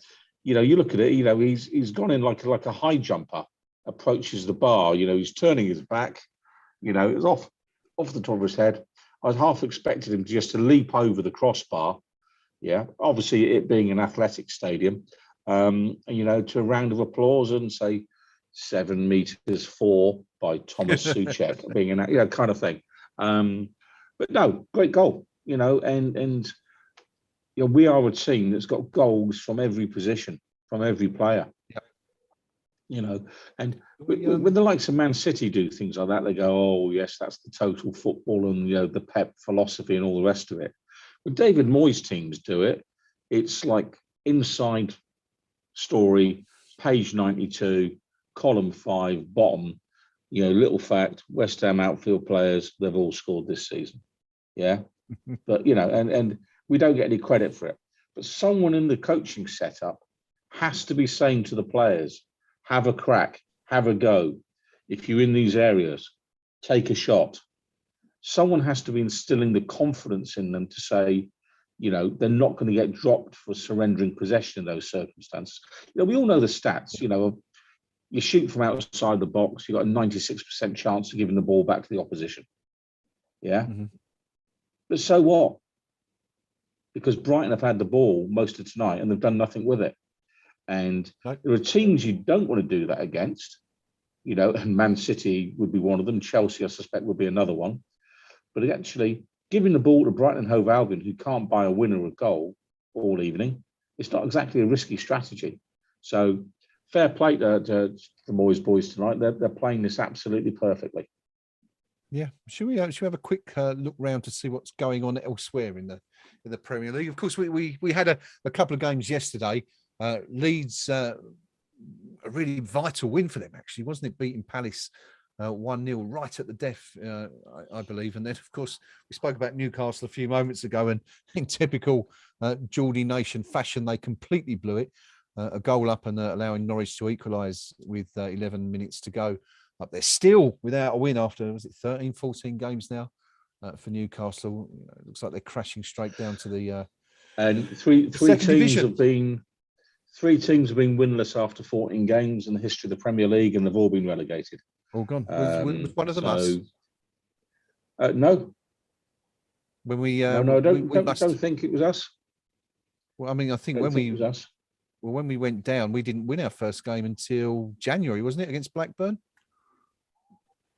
I saw that stat. There you actually. go. I saw that stat, and I thought about that, and I thought it was we was it Blackburn we beat January 1-0? Yeah. Which is right at the end of the transfer window, wasn't it? And then we went on that remarkable run with the likes of Salez Ferdinand in the team and Rufus Brevitt, and we just, I think we were top 8 form after that, but obviously the damage had been done. But yeah, I saw that stat too and said, yeah, all 3 teams in that position doomed by this stage. Anyway, tonight, a couple of half-time scores for you. Southampton beating Leicester City 2-1 at half-time. It's a bit of a surprise. Watford, that game, of course, that was halted temporarily to see to a supporter who had been taken ill in the stands. Watford 1-0 down at home to Chelsea, as are Everton against Liverpool. Well, that won't be going down too well, will it? Poor old Rafa's under a bit of pressure there already. Aston Villa, Man City 0-0 after 19 minutes. Wolves and Burnley goalless at half-time. I mean, if you're talking about a tough night, and you know, if you're sending someone out for the evening to watch a dull game of football, can you think of anything more sort of difficult to watch than Wolves and Burnley at the moment? I mean, the Wolves, you know, they done okay against us, but they're not exactly scoring goals for fun. And Burnley are struggling a bit as well, aren't they, at the moment? Yeah, I mean, Burnley in recent seasons have been kind of like perennial strugglers until February. Then they put a run together, just pull clear of the drop zone and what have you. I'd expect them to do that again this year. I mean, yesterday's results, just going back to them, an utter disaster for Newcastle United. Yeah, totally. You know, home to Norwich, you know, the classic 6-pointer. Whoever wins it starts to put real pressure on the other one. They both end up with a draw, but a draw, I suspect, suits Norwich more than Newcastle, because they're propping up the table. There comes a point where you just can't play catch up enough. You can't get the players to come because they're saying, I don't fancy the Championship no matter how much you pay me. You know, so it's a poor result for them. You know, in terms of the Palace Leeds game, you know, I mean, okay, Leeds United, I've got a little bit of a soft spot for at the moment because I think Bielsa generally tries to play attacking football, and they'll get some marks from me from that. Yep. So I'm okay with Leeds doing that, and it's always nice to see Palace lose. I mean, let's be honest. And in the 90th minute, I mean, you've got to enjoy that. If Saints can hang on against Leicester, I think that probably does us a favour tonight as well. Yeah. And Villa, Man City would do us a favour the way that is currently. So, yeah, there's some good scores at the minute. Yeah, good for us. I don't know if Jack Grealish started, but there was some talk about him getting some stick from the Villa fans because I think that's the first time he's been back there since he left. But anyway, we are back underway at the London Olympic Stadium. West Ham United won, Brighton 0, Brighton in possession, straight from the off and looking to profit. The ball played out on the left to the fullback, who's had a lot of space out there in the first half. Cucurella, of course, is the player I'm talking about. They're still in possession. West Ham defending in numbers, keeping it tight. Ball played out to the right, and this is dangerous. Brighton inside the box. Johnson stands him up, and that's Johnson's. It's Mopé again who's received the ball on the right hand side of the penalty box. I think he's sort of had a shot, and Johnson. I think he's going to be given offside anyway, Mopé, by the looks of it. But he's looked to chip the ball to the back post. Johnson stuck a foot out, and it's just gone over the crossbar. I mean, it wouldn't if it. The irony being, of course, if it had gone in, it would have been ruled out for offside. But as it is, VAR haven't checked it, and Brighton have a corner, which they could potentially score from, I guess. But anyway, let's stick with this for a minute. From the Brighton's left, corner coming over. It's delivered into the centre of the box. 3 men up, Duffy up, heads at the towards goal, but Lucas Fabianski plucks the ball out of the air. And this is great. It's a great kick from Fabianski. It's long to Fornals. Now, Fornals in advanced position, but he seems to have got ahead of the rest of his team. Has to turn back, check back, finds Soufal. Can Soufal swing the ball in? No, he pulls it back. Fornals puts it in and wins a corner at the other end. Good stuff from West Ham and good work from Fabianski there, Pinky, who's been good so far tonight again. I think he's having a terrific season. I mean, we all saw when the new keeper was signed. There was significant debate about whether he goes straight into the first team and what have you. Fabianski, like the fantastic professional he is, fought for his place. Said, "No, I've got the number 1 shirt. I'm your top keeper here at the minute," and he's been well worth it. We saw him last season. He's starting to make a few errors, and I'm picking up signals coming in like radar love that we may now be West Ham United 2, Brighton Hove Albion 0. I've not got it on my screen yet, but something is telling me, just having seen the editor of this website look a little bit happy. He's doing a dance. He's doing a jig. Yeah. Who's got the goal? Let's see. The ball comes in. Boom, boom, boom. And yes, there you go. West Ham United 2-0 up. The Brighton keeper having a bit of a whinge on my screen. Our lot, though, this is the big love moment. They're all together. I'm not saying there's too much, tete-a-tete action there, but there's big love in the West Ham line up there. We've got a VAR check, Pinky. I can tell you that, and I've got a feeling that this might be cancelled because Dawson seems to shove his player out of the way. It's an almighty scramble. I think it's come off Antonio, but Dawson does push.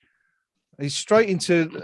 Actually, no, he doesn't. I think he just runs straight into Lallana, and Lallana falls down. I'm not sure that's a foul, but I've got a feeling that might be given. There is a long check anyway. What are your thoughts on that? What's it got to do with the goal? Yes, he's pushed a player in the box, but it's nowhere near where the ball is it? Surely. To be fair, Lallana's just blocking him. It has come off Dawson in the end, so I suppose you could say he was involved in the play. But Lallana's tried to obstruct him. Yeah, absolutely, absolutely. I'd be very surprised now looking at that if this is cancelled, should I say? But who knows what VAR says? It's a very long check, and of course, as we know, the longer these checks tend to go on, means that it lends to the goal being cancelled. But I'm absolutely with you there. I think he's actually obstructing Dawson in the first place. He's not even looking at the ball, as you say. He's not even trying to get the ball. He's just trying to stop the run from Dawson. So I think Dawson's perfectly entitled to bundle him out of the way in those circumstances. He's like a linebacker, whatever they call it, in American football. He's just there, just stopping our player making a run. You know, frankly, if it's no goal, it should be a penalty. Yeah. You know, it's that kind of thing. Well, let's say we're still waiting. We're still awaiting the result from VAR, so they're considering it. But I guess because Dawson has had involvement in the goal. Now, what are we looking at here? Now, are they suggesting on TV that there's an offside? That Antonio's in an offside position? Look at perhaps? the left foot of the Brighton player, right on the touch line, on the goal line. He's playing him onside. I think that's what they're checking, is it? I'm guessing that they're not worried about the foul. It looks like it's the offside they're checking now, and it seems quite clear that he isn't offside. So we're presuming it's going to be given, but who knows? Hang on, who knows? Right. They've all got TV licenses, so no need to check that. Yeah, it's offside. They're just saying they're checking offside. There wasn't a foul, unless they check that as well. Who knows? Who knows what's going on? But I think we can quite clearly see that he isn't offside. Just waiting for confirmation. The referee's getting the word in his ear now. We're waiting for his whistle to go up and point either that way or that way. He's put his hands to the players. And what's he given? Oh, no, it's offside. He's called it offside. Unbelievable. Unbelievable. It hasn't counted. Well, they're saying that the ball did touch Antonio. And if that's touched Antonio, well, A, I didn't think he was offside in the first place. But B, it's such a, such a marginal touch on the player. I'm wondering how it's had any interference in the game. But, well, pick the bones out of that one, Pinky. What do you reckon? Clear and obvious. Seriously. They spend a full minute and a half checking for a foul, Dawson and Lallana.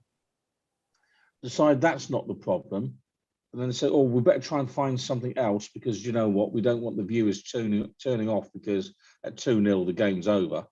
Yeah. So they keep looking till they'll find something. Can I just say, I failed to return a book to East Croydon Library in 1974. And I'm really sorry. Okay.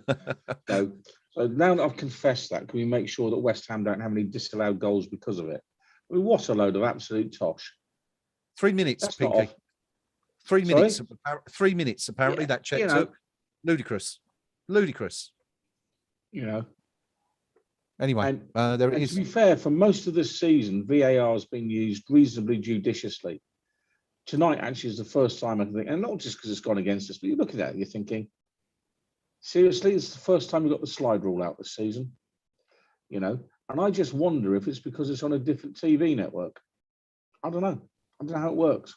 Who knows? Who knows? Conspiracy theories abound on the Eyes Up Mother Brown stream, but it looks like our fellow Hammers are with us on that. David O'Rourke just says FFS. Tony Mitchell, absolute Rolex. Hobo, not given nonsense. David O'Rourke, that's bull. And Craven says, yeah, you watch us concede now and Brighton get away with it against us again. But you can see that happen. But I've got to see that one again. But we were under the impression that they were going to give the benefit of the doubt to the attacking team this season, and if that's giving the attacking team the benefit of the doubt, then I'm lost for words, quite frankly. Yeah, I mean, why spend so long checking the possible foul? Yeah, if the clear and obvious issue is offside. Because ultimately, it shouldn't be you keep looking till you find something. Ultimately, it makes a nonsense of it. And Potter's there. He probably knows he's got away with one there. But no matter, it'll just make our glorious victory even sweeter as goals number 7, 8, and 9 go in this evening. Well, I can tell there's a few goals going in elsewhere. Well, we've quite a few since we've been waiting for the outcome of that VAR check. Liverpool have doubled their advantage at Everton, leading 2-0. Man City have scored. Now Aston Villa lead by 1-0 up there. 55 minutes gone here. West Ham 1, Brighton Hove Albion 0. It should really be West Ham United 2, Brighton 0. But we'll have to have a little look at that one again. I can imagine what it must be like in the stadium waiting for that to come through. It's excruciating, but for sure, Chris Kavanagh, the referee, didn't give it. It was only when Brighton players complained that the check was made. But bizarre. I'm lost. Don't understand that one at all. Yeah, and again, for my money, you know, it's. I've never been a fan of VAR, truth be told, because as someone that normally would be there week in, week out, supporters have stood there in the freezing cold for 3 minutes, and at the end of it, they get disappointment. And it's kind of like, you know, the thrill, where is it? It's, you know, you take the thrill out of the game, what's it got left? And it's moments. Football's always about moments, you know, Yeah. and once you start doing that nonsense, you know, what they're going to do in the World Cup in the baking heat next year, and they have a 3 minute and the players are just stood there. Now, of course, they'll use it as a drinks break and all the rest of it, but Yes, I was going to say, you know, yeah. you know, pardon my cynicism that there'll be an awful lot of VAR, you know, rather than not very much of it. But at the minute, Brighton in possession on my screen, they're building gradually, they're building through the middle, and then as I say that, he plays the ball back, still in possession, ball played wide to the right. What can he do with it? Number 20 cuts inside, plays the ball square. Yeah, the bit of pressure building here from Brighton. Ball comes in, well cut out by, and Rice tidies up. So, yeah, ball cleared by West Ham, pressure relieved, and Brighton put the ball into touch for a West Ham throw. What's quite interesting is listening to the crowd. I've got the volume on very, very slightly here, and it's very audible how strongly the home fans are getting behind the team, having seen that presumably in their view unjustly disallowed that goal. But just interesting, just having a quick look at the Brighton view on northstandchat.com, and the poor old Sanchez, Muck Sanchez, as he's been christened, the goalkeeper, is coming in for some serious pelters from the Brighton fans. Fairham Seagull says Sanchez needs taking out of the side for a while. He's so weak. This is utterly depressing. And interestingly, on the goal itself, Mersey Seagull says, frankly, the fact that the check took so long is probably evidence that it should have stood.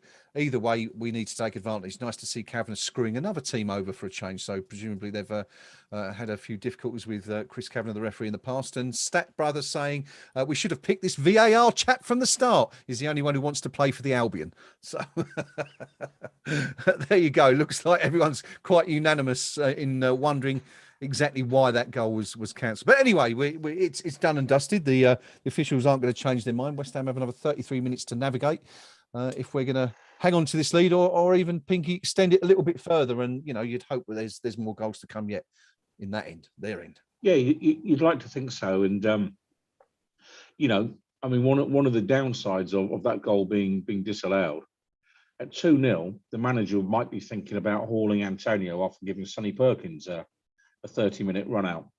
At 1-0, he might leave it a bit later. Sure. You know, but I'd like to think that the manager will back his young protege, or whatever we call him, and say, do you know what? Let's find out if you're any good. Here's 30 minutes. Go get us a goal. Yeah. And if he does, fantastic. And if he doesn't, well, so what? Yeah. Give the guy a game, because Antonio, you know, we can't keep playing him week after week after week till he just collapses in a heap of, you know, pulled muscles and all the rest of it. And I know there's some debate about should he have gone to play for Jamaica and blah, blah, blah. And, you know, my view is yes, he should. Because were we to see, you know, Declan Rice not playing for England because it's San Marino or whoever it may be, I think that'd be a terrible thing for the player. If Antonio wants to represent Jamaica, we as West Ham United should encourage him to do that, and all of our other footballers as well. And I think it's wholly wrong to say it's only Jamaica and they're only playing the USA or whoever it is. So it's our fault we haven't got enough bodies in the game, not Mikel Antonio's, that's for sure. Yeah, I'm with you on that. I don't see why he should be denied the opportunity. 31 years of age, worked really hard to get where he is. Should be playing for England, of course, as we all know, but Southgate wouldn't pick him for some reason. But there you go. It is what it is. I just saw another goal. Oh, yes, Vicarage Road. The Hornets have equalised against Chelsea. Good stuff for West Ham in their title challenge. we would only be 6 points behind Chelsea, I think, then, if the result or the scores stay as they are.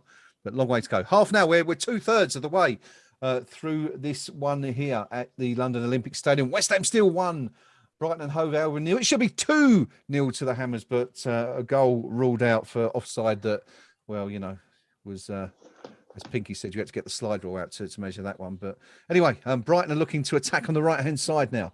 The ball played inside side. Ben Rama is a little bit slow to pick up his man, but does really well to get back and stop the cross from coming in and forces it over the touchline for a corner to Brighton. The Brighton fans, there they are. They're on the telly.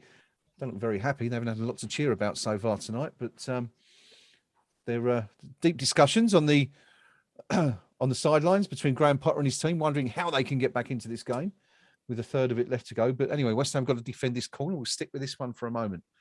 Declan Rice organising things in the middle. Coming from the right-hand side. There it comes. Near post. Easy for Ben Johnson to clear out. Only as far as Cucurella, who's going to... Well, I'm not quite sure what that was. I mean, I don't know if that's supposed to be a cross or a shot, but he's absolutely blasted that about 10, 15 feet over the bar. I can only assume it was an attempt at goal, and if it was a particularly poor one. But there you go, Pinky. There's another one in the stats column for Brighton. Another shot at goal. Not really going to be troubling anyone, but the people in the back stands. I'm just about to see it, so... Oh, dear Lord. I mean, you know, it's have a shot from a sensible position. You're Graham Potter, and your player's just done that when you're trying to, trying to build a bit of pressure. You're trying to get something from the game, and your player does that. It's the sort of thing How we were much per criticising week? Ben Rama for last year. Yeah, but this is why they say, players get managers to sack, because the manager can't be out there making the on-field decisions for the players. They've got to make those decisions themselves. And, if you're a teammate of his right now, there's a word I could use that's going through all their heads. Yeah, which this is a family show, so I shan't.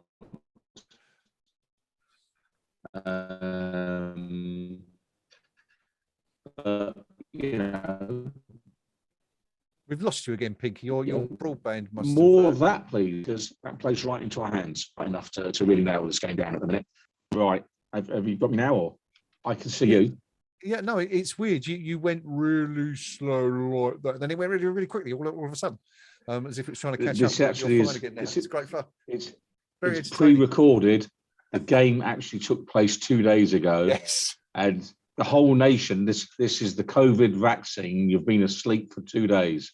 Yeah, and unfortunately, due to a technical fault, we've just let the cat out of the bag.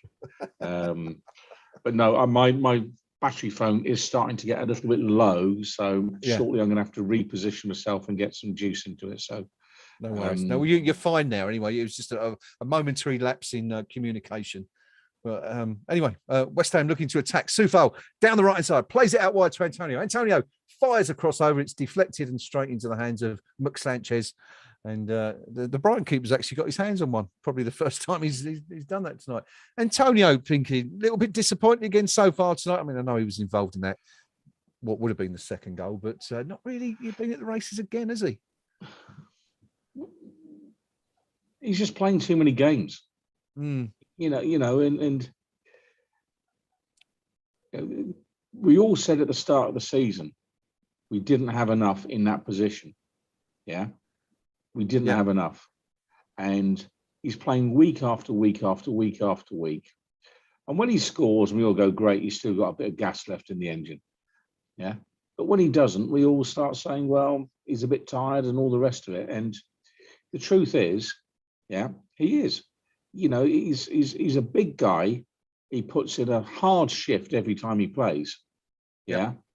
And it's got to take its toll. And at some point, the manager, I mean, they all watch the players, they see the GPS stats and all the rest of it. They've got all the, the physical stats that you need. But just to a lay person like myself, you think occasionally, should he have a night off? And and I think there's more than that. And heavens above. Yeah, I had to stifle that one. Brilliant work by Said Ben Rama. We've been a little bit critical of him, but really, really good work there and set up Bowen and so close. Yeah, but you just wonder, was Antonio in a better position? Now I'm not sure he'd have been able to get the ball across to him because he was well shielded by the Brighton defence. But Antonio in acres of space across to the left, But I think there was probably enough Brighton bodies in the way where Bowen quite rightly said, I'm better off having a crack. So, a bit better from West Ham that. But we need more of that. Goals, please, gentlemen. We are massive. You can't be massive at 1-0. 3-0 is a massive score. Yeah, it's still a little bit tight the way this one's going. I mean, I know Brighton haven't been that good up front, but it just takes one chance. And could this be it? Declan Rice stands in the way, does really, really well. Now, can West Ham counter? Bowen plays in Ben Rama. Ben Rama sprinting towards Brighton's goal. He's got outside him is Antonio, but it's a poor ball. It's a poor touch from Ben Rama. But West Ham do have a throw on, but it could have been a little bit better for the Hammers there. Ben Rama, it's just sums him up really, I guess, his last few weeks in the space of 90 seconds. Absolutely sublime 1 minute, and then that really, really poor pass shortly after. But anyway, West Ham with the ball. It's Johnson with the throw in, 35 yards from Brighton's goal, looking for options. Fornells wants it, doesn't get it. Antonio does instead by the touchline and concedes possession straight away, but Souček wins it back for West Ham. Declan Rice picks it up infield, inside the centre circle, looks for options, calling players towards him as he does, plays it short out wide to Soufal. West Ham building slowly, patiently, looking for an opening, hoping to drag Brighton out. But Brighton just standing firm at the moment. 1-0, 66 minutes gone. Ball played into Antonio, who touches it off, and it's a really poor ball from Antonio. Just not really good enough, and the ball's played out to Maupay, who's fouled by Dawson. Antonio conceding possession again there, and Brighton once again with the ball. It's getting a bit squeaky. I'm surprised actually, Pinky. I think Are you still with us? I think Pinky's just recharging at the moment. Give us a shout, Pinky, when you're back. Anyway, there you go. I was just wondering actually if it's going to be time for some of those substitutions. We've not really spoken about it yet. We're halfway through the second half. It's still no signs of any substitutions from David Moyes. Lots of options on the bench. Brighton, of course, have already made 2 substitutions, enforced changes in the first half, both due to injury. But I wonder if the likes of Manuel Lanzini might be looking to get involved soon. But Vlasic, Perkins, Yarmolenko, Noble, Kroll, Diop, Masuaku, Areola, all on the bench for West Ham tonight. We need to freshen something up here because ultimately what we're getting into now is we're leading but giving the impression of hanging on. And how often do you see it? You hang on to the 1-0, you hang on, oh no, they've equalised. Then it's too late.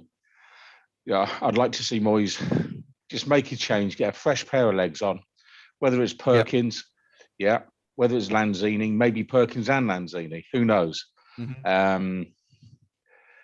I refuse to call for Yarmolenko though. Okay, so let's not get ridiculous about it. You've got your head in your hands. This is not a worry quite to that me. Desperate yet for Yarmo. It was worrying, but fortunately Lallana's tucked it. It's actually very, very similar to the Maupay effort. He's in acres of space.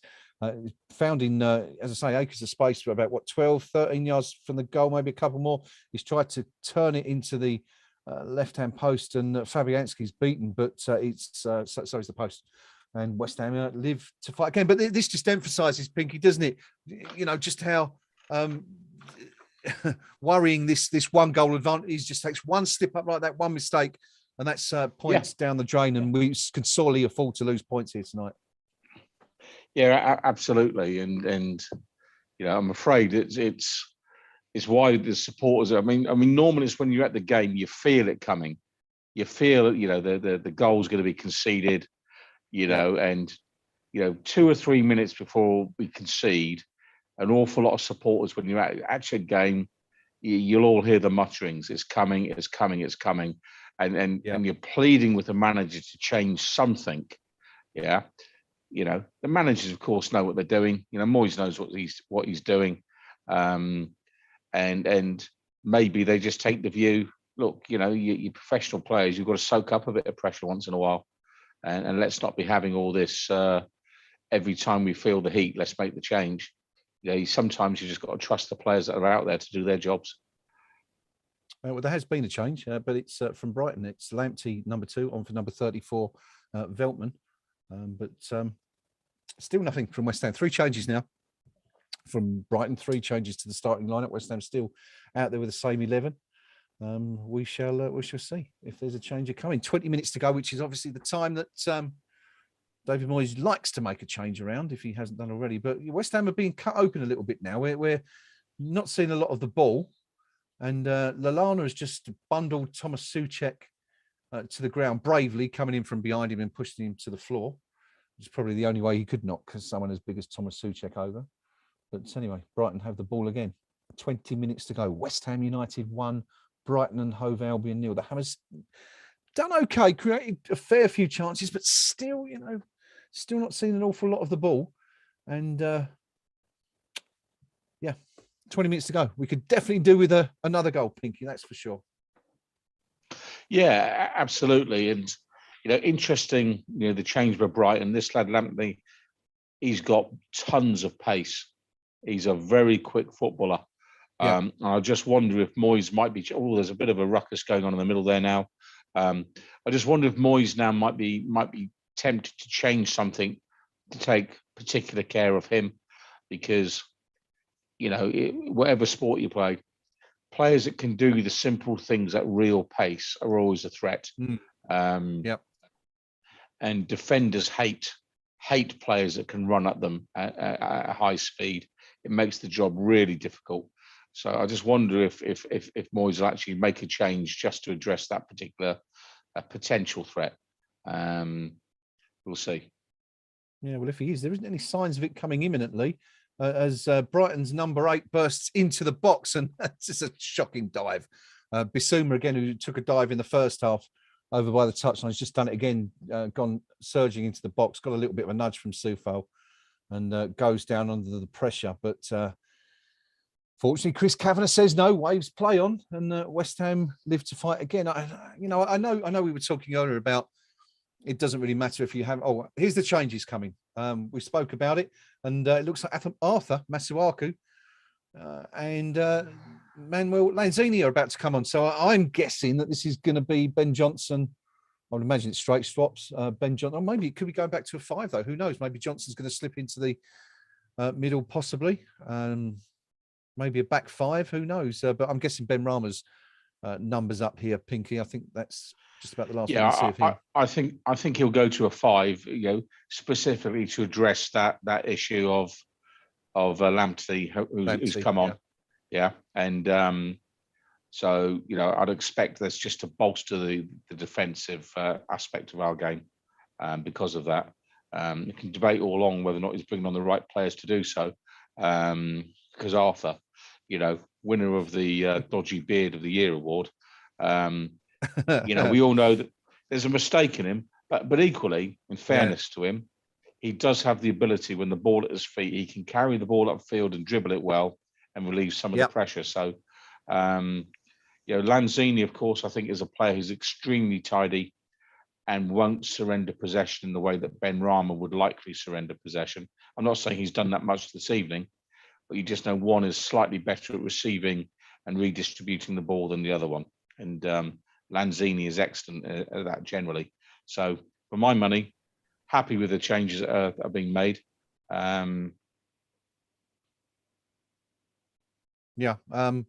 Interesting. I mean, you're talking there about the pace of Lamptey. And I mean, since he come on 5 minutes ago, everything's come through him on that right-hand side. So I think Moyes has fair play. He's seen that and he's reacting to it. We're just waiting for the ball to go out, I think. While we're doing that, Jarrod Bowen's gone down clutching his ankle. Bit of a late challenge there. Don't think it's all that serious. He's still on his on his knees, but he's rising to his feet. Looks a little bit hurt, but I don't think it's going to be a serious one. Nothing given anyway by Kavanagh, and Brighton had possession. And we spoke about, you can see these things coming. I mean, Brighton have had an awful lot of the ball in this last 5 minutes, especially since Lamptey came on the pitch. And here he is again on the right-hand side, just to the right of West Ham's penalty box, marked by Fornals and Johnson. Where's he going? He's cut inside, plays it short to the perennial diver, Bissouma. Bissouma's played a clever ball out. And this is dangerous. It's on the right-hand side, played in low. Kurt Zouma does well to keep it out. But West Ham have really got to pick up here because this is becoming, it's dangerous. I don't think West Ham are going to be able to hold out for another 15 or 16 minutes like this, consistently giving the ball away to Brighton. But here they are again, Brighton in possession on the edge of West Ham's box. Declan Rice goes in to make a challenge. Souček does. Releases Said Ben Rama. Now, Ben Rama's, he was so close to being away there. just needed to knock the ball past the defender, and he was through on goal, but just held the ball up. And here come Brighton again. It's on the left-hand side now. Played in low. Kurt Zuma, last man, gets it out. Plays it to Antonio, who's always playing in the right back position. It's like rolling back the years for Antonio here. And Antonio absolutely. tackled. And you know, I've been specifically watching Antonio for about the last 60 or 70 seconds. Yeah. And the work rate that he just put in to get back, close down space, but he fell deeper and deeper and deeper to the point where he was in the right back position. And I'm thinking, you know, the chairman promised us he wasn't going to play there ever again. And, you know, I saw it on the club website, the official website, dare I say, just to prove I am reading the threads. Yeah, indeed. I'll make you right on that, by the way. Thank you. You know, when does it become the official website? Yeah. You know, what we got official supporters and, you know, all the rest of it next.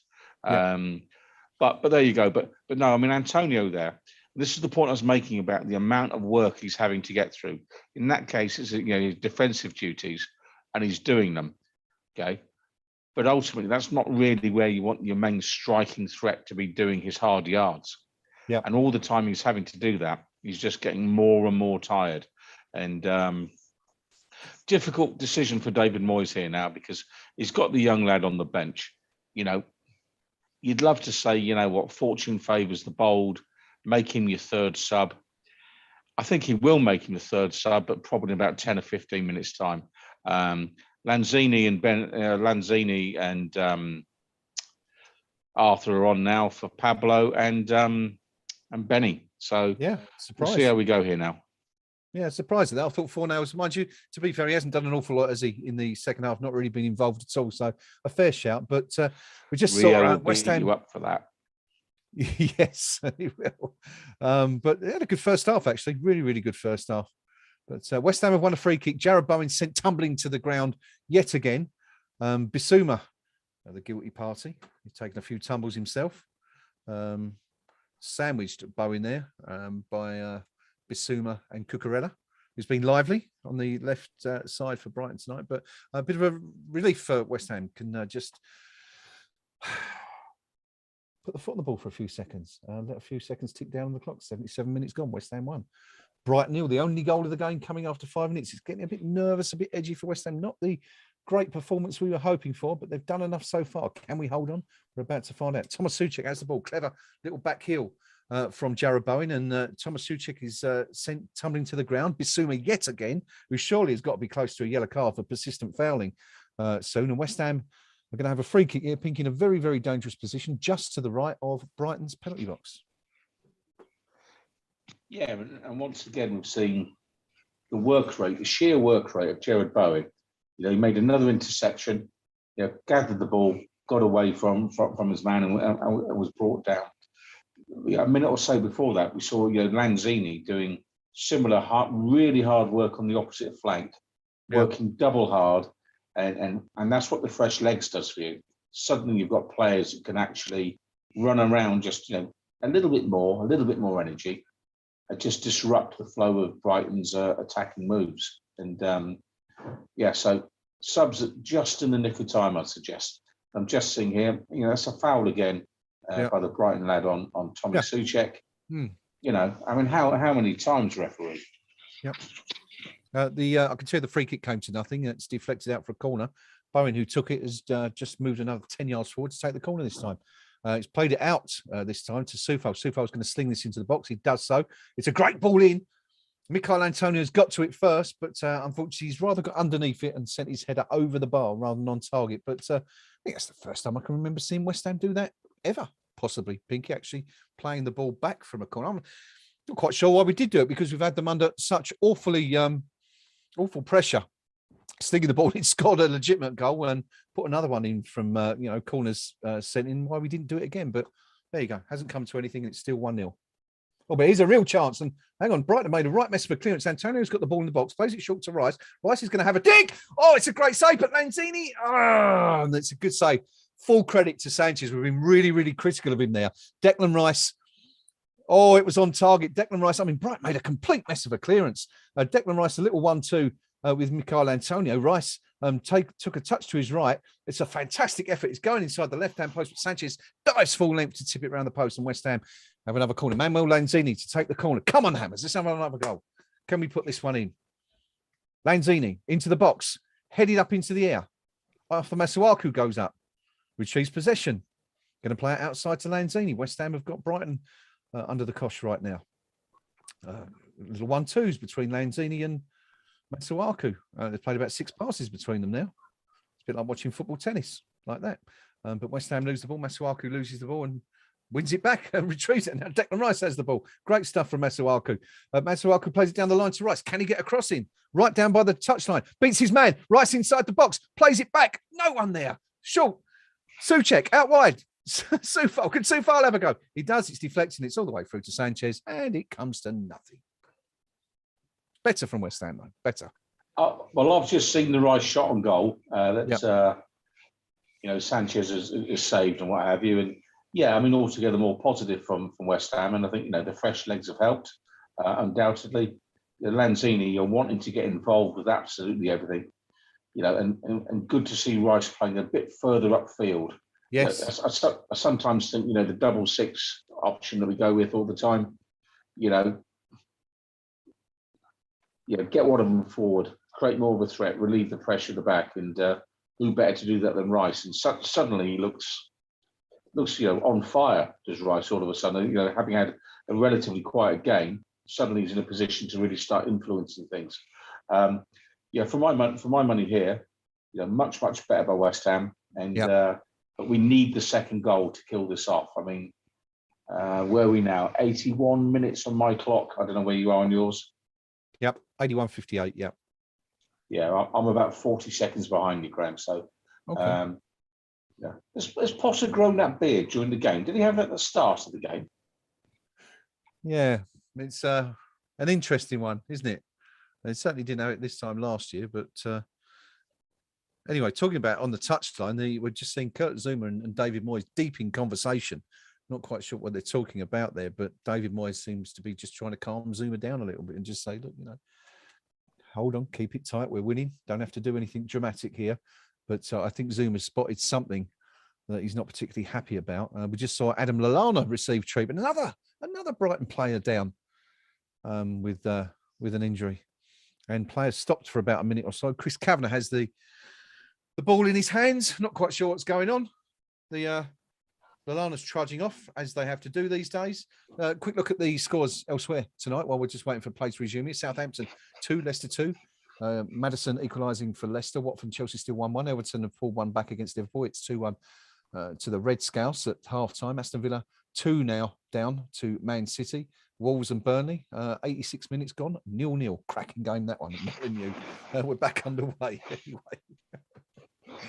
You just know there's a junior local newspaper reporter that's been sent along to cover the game tonight, and I want 1,000 words on the Wolves Burnley game, and he's sitting there at his laptop now, going, "What do I do? What do I do?" Brighton have just broken, and West Ham have managed to clear it out, and Lanzini's done really, really well to shake off Lamptey, and now he's looking to break down the left, looking to win a free kick, but they just can't get hold of him. He's played the ball to Antonio, plays the ball to Souček out wide to Soufal. Now this is a good chance for West Ham. Soufal puts it in the box. Antonio! Oh, it's another good header and another really, really good save from Sanchez. That one on target from Antonio, who, as Pinky said, has like the rest of the team come alive in the last few minutes. I think you've got to give credit there, Pinky, to David Moyes for that substitution, because since we brought on Masuaku and Lanzini, we've really, really, I wouldn't say turned the tables in the sense that, we've put the ball in the net, but certainly relieved the pressure. We were under the cosh until that change, and it certainly seems to work so far anyway. Yeah, and David Moyes has managed football teams for about 1,000 games in the professional sport. I think he might know what he's doing. We all have an opinion. That's what we're here for. But managers get paid millions of pounds for their opinions, and where you see where their opinions matter or don't is right now. And I thought he'd left us some a bit too late. We were getting battered. He's got away with it. and he's made the right changes. He's addressed the threat that the young Brighton lad with all the pace was causing us, and we're starting to create problems for Brighton at their end. So you say, absolutely, the subs have worked. Yeah, and massive credit to Lanzini there. That work down the right-hand side is fantastic. I mean, really, really strong, showing his strength there. But yeah, it's a really good point, actually. Lamptey, I don't think we've seen him since Masuaku come on. It was completely nullified him. And in that 5 minutes or so before the change was made by West Ham, he was, had the freedom of the park. Trevor Davey, of course, pointing out that Lallana has left the field, so Brighton are actually playing with 10 men now. West Ham do have a man advantage. Yeah, and again, what do they do in training all week and what have you? We said, an hour or so ago, this is a very well briefed West Ham United team. They understand the opposition. The manager does his homework. So the fact that Masuaku came on when he did wasn't something that David Moyes has just decided to do this evening.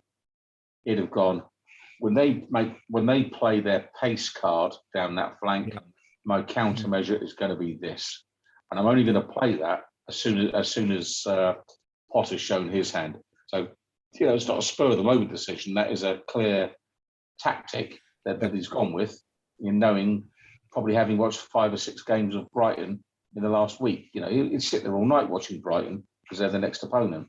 It isn't just Bielsa that sits there and watches, the opposition 40 times before he plays them or whatever it is. They all do it. Yeah. I've got to say, for all the criticism we give him, Jurgen Klopp always impresses me when you hear him in his pre-match press conference. He's very, very clued up about the opposition. But as you say, David Moyes certainly as clued up as anyone else. Anyway, West Ham have the ball. Masuaku on the left-hand side, just outside Brighton's penalty area.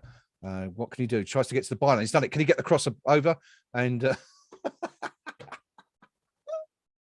in true Masuaku style, he beats his man and then falls on his ass, and the ball rolls out of play for a Brighton goal kick. If you ever, that just sums him up, I guess. Really, David O'Rourke says, "I thought their keeper was rubbish. He's like Spider-Man tonight." Well, he didn't start particularly well, did he? But made 2 absolutely brilliant saves from Rice and Antonio there to keep. So I've still laughed about Masuaku. Have you seen it yet? Can't. It's I haven't yet. Classic Arthur. It's coming now. I can feel it. Yeah, he's bringing the ball forward. Yeah. Hang on. Wait for it. Hang on. Yep. Beats his man. Yes, does all the hard work. You absolute gem.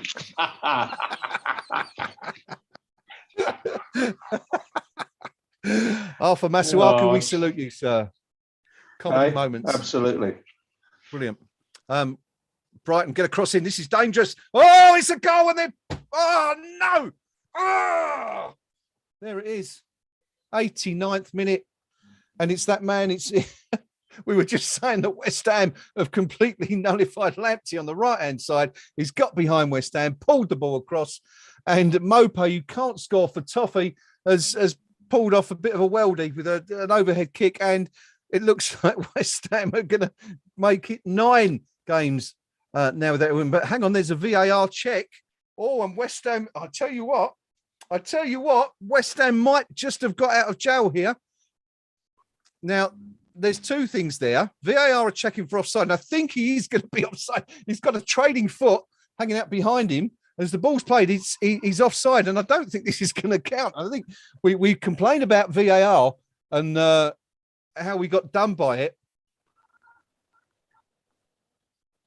And I don't think it's going to be given. There's also a question of dangerous play when the ball comes in, because Mope's put his leg up and nearly taken Souval's head off. But I don't think you get those given. It's the one area of the pitch where you don't see the foot up for dangerous play given. I'm sure this is going to be cancelled out. Well, I'm just waiting to see what happens. Is it? No, it's been cancelled. I've just heard cheers come from the TV, which must mean that. No, or has it been given? I'm totally lost now. I'm just looking at Twitter, and it's been confirmed as a goal on Twitter. No, it's been given. He's not been given offside. Well, Pinky, what did you make of that? Looked offside from the replay. Yeah, I mean, interesting. They got the lines out for this one. I don't think they did for ours. Yeah. but you know, I'm going to be consistent here. I'm not a fan of VAR. Yeah, and you know, ultimately they've used it. Yeah, goals gone against us. It's the way it is. But you've got to say you scooted past Arthur there. Okay, Arthur's been brought on to do one job. He hasn't done it. Again, okay? He hasn't done it, and so the manager's made the right tactical decision. The player hasn't executed it properly, and I'm afraid now, from being in a position where, you know, 3 points in the bag, we're now, you know, we've got 2 or 3 minutes to actually try and force the game and get a win now. Brighton aren't going to make the mistake now. You know, Potter's there. He's saying, keep calm, and all the rest of it. If I was a betting man that wanted to see whether... Oh, hang on. It's a chance, Pinky. Bowen. Oh, sorry for cutting in there, but Declan Rice has surged through the middle. He's laid it off for Jared Bowen, who's only got the keeper to beat, and Sanchez, who we've been almost laughing at for the first 70 minutes of the game, has made another great save, 1-on-1, and it's gone out for a corner. 6 minutes added on, by the way. 6 minutes. West Ham have a corner. Bowen's going to take it, slings it in. Who's going to get there first? Oh, and it's... Oh! Well, Kurt Zuma's got up, won the header. It's goal bound. It's beat the goalkeeper, but there's that man with the hair, Cucurella, to nod it off the line. And Brighton stayed. It's actually come off his chest up here. And Zuma's had a shot after that, and it's wild, and it's over the bar. And it looked, oh, it's just not happening for West Ham tonight, is it? Oh dear. 10 men. No, Brighton, I mean, you know, I've just seen the Sanchez save from was it Bowen? Yeah. You know, so I'll now watch the corner coming in. I mean, we know how this is going to end. I mean, you know, I'm sorry to if this means people turning off in their droves in you know, Ecuador or wherever they watch, but we know how this is ending. Yeah, Brighton are going to get a goal in the next 90 seconds. You just know it's coming. 10-man Brighton, of course. Let's not forget 10 men on the pitch. Lallana got off.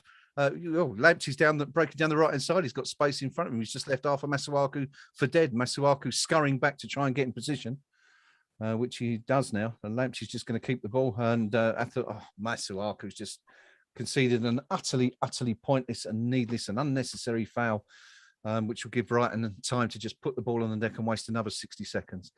Lamptey was going nowhere, and Masuaku came in and tripped him from behind.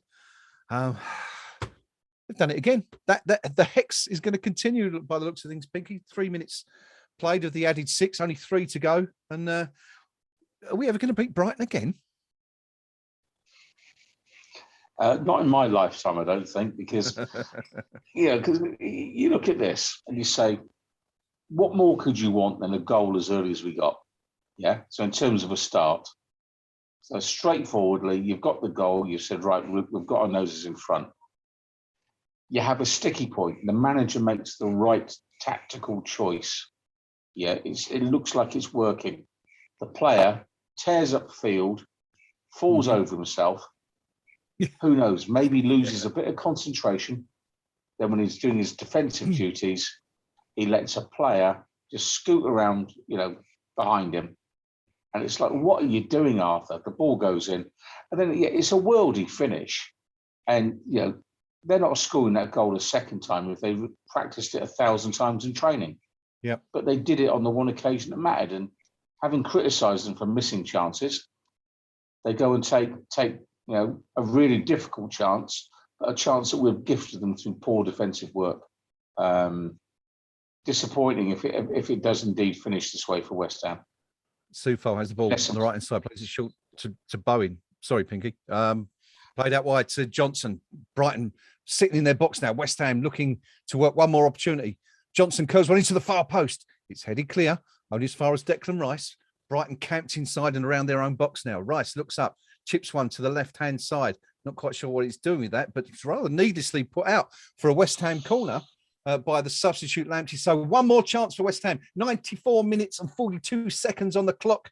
Here, another minute or so to go. This is going to be West Ham's last chance. It's from a set piece. We've already scored twice from set pieces, of course, tonight. One cancelled, one allowed to stand. Let's see what happens. Here it comes. Lanzini puts it over. The keeper comes out for it, gets half a punch on it. Declan Rice is going to leave it. Oh, for I think it was who was that? I'm not sure who it was who had the shot, but it's blocked anyway. West Ham still in possession. That's a clever ball. Now can Antonio get it back? Chips it back. Not good enough. It's out for another corner. West Ham have one more chance. 45 seconds to go. This will be our last chance of getting the 3 points from this game. 3 points West Ham desperately needed after taking none from the last two games. But anyway, here comes the corner. West Ham's last chance. Can we sneak it at the death? Played into the near post. It's headed out as far as Masuaku. Come on, Arthur. Takes it on his knee. Goes inside the box. Plays it out wide to Lanzini. Lanzini needs to get this one in if he can. Plays it short to Antonio. And Antonio just loses the ball and concedes a really pointless free kick. And he's going to get booked for it, just showing his complete frustration now. I think, Pinky, that's about it. Yeah, I mean, I'm a full minute behind you and what have you, and dare I say it, same old, same old. You know, we've lost our composure when we needed it most, and then we said, oh, we're all square. Let's start playing again and you know, try and win the game. But we didn't create enough and haven't created enough when it was 1-0 to force the second goal, and that's the long and the short of it. And Brighton managed to get their equaliser. They'd never score that goal again in a month of Sundays, but they don't have to, because tonight has got them a point away from home. And for us, that's 1 point from 9 now, and Chelsea up on Saturday. You know, good luck with that, as they say. Yeah, well, the final whistle has blown at the London Olympic Stadium. 96 minutes and 8 seconds on the clock. And West Ham have blown it, I'm afraid to say, leading 1-0. It's finished West Ham United 1, Brighton and Hove Albion 1. 9 games now West Ham have gone without beating Brighton.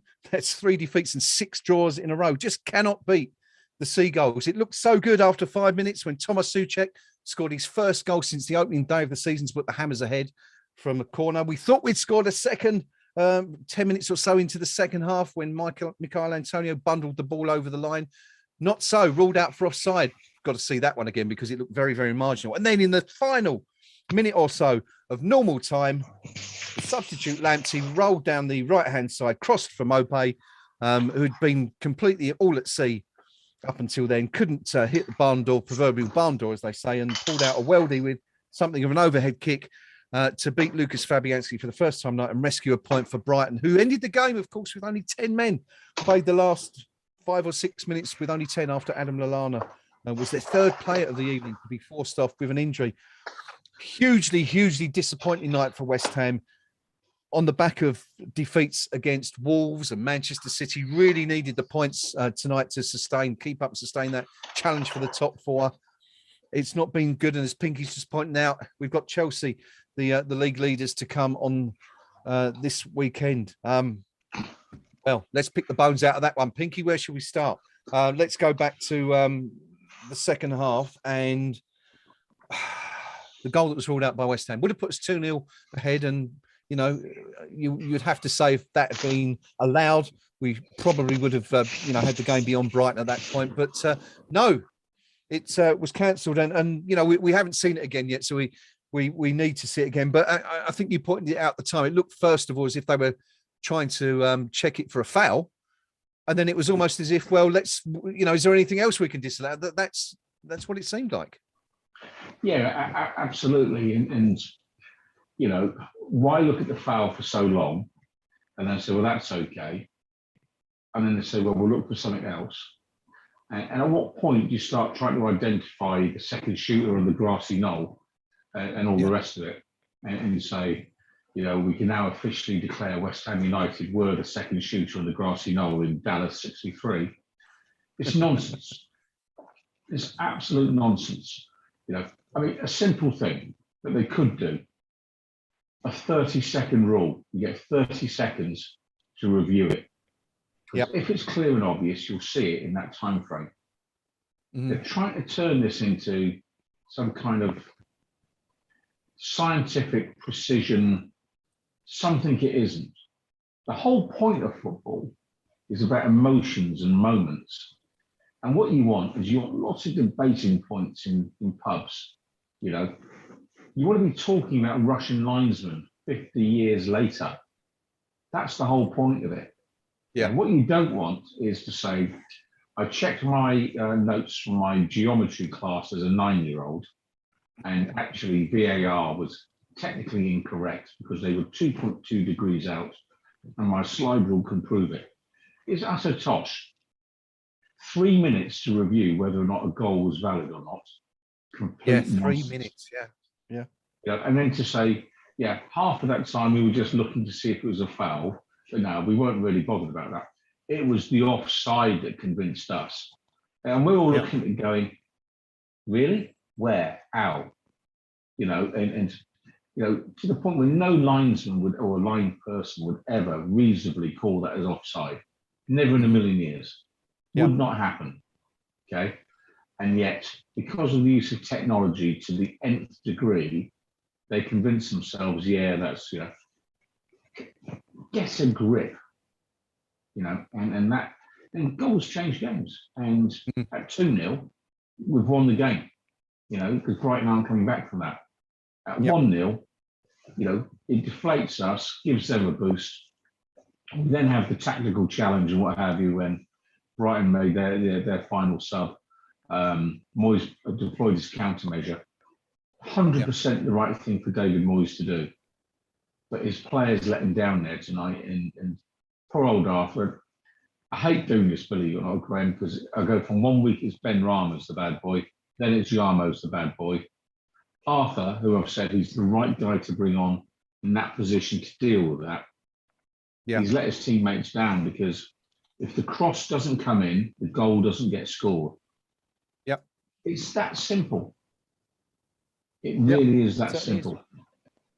Yeah, and of course, second game in a row, isn't it, for Masuaku? The first goal at Man City at the weekend. Again, the same thing, not out of position so much tonight, but beaten too easily and just showing, how long of West Ham fans talked about Masuaku's defensive frailties. And there we are, fully exposed for all to see in the last 2 games. But what's the answer? What can we do? Cresswell's out. Obviously, that unfortunately taken out of David Moyes' hands. What other options did he have tonight?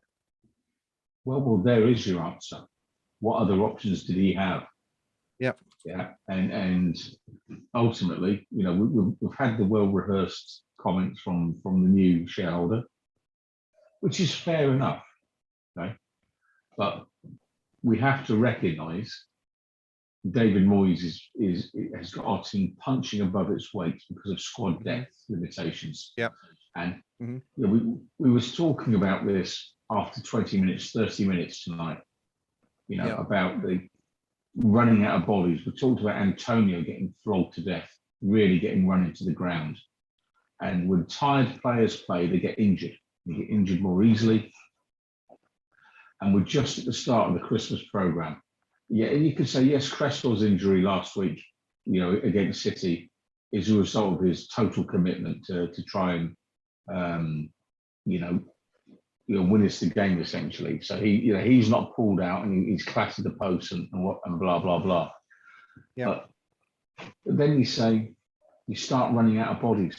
You just start running out of bodies, and you can see where this story's going to end.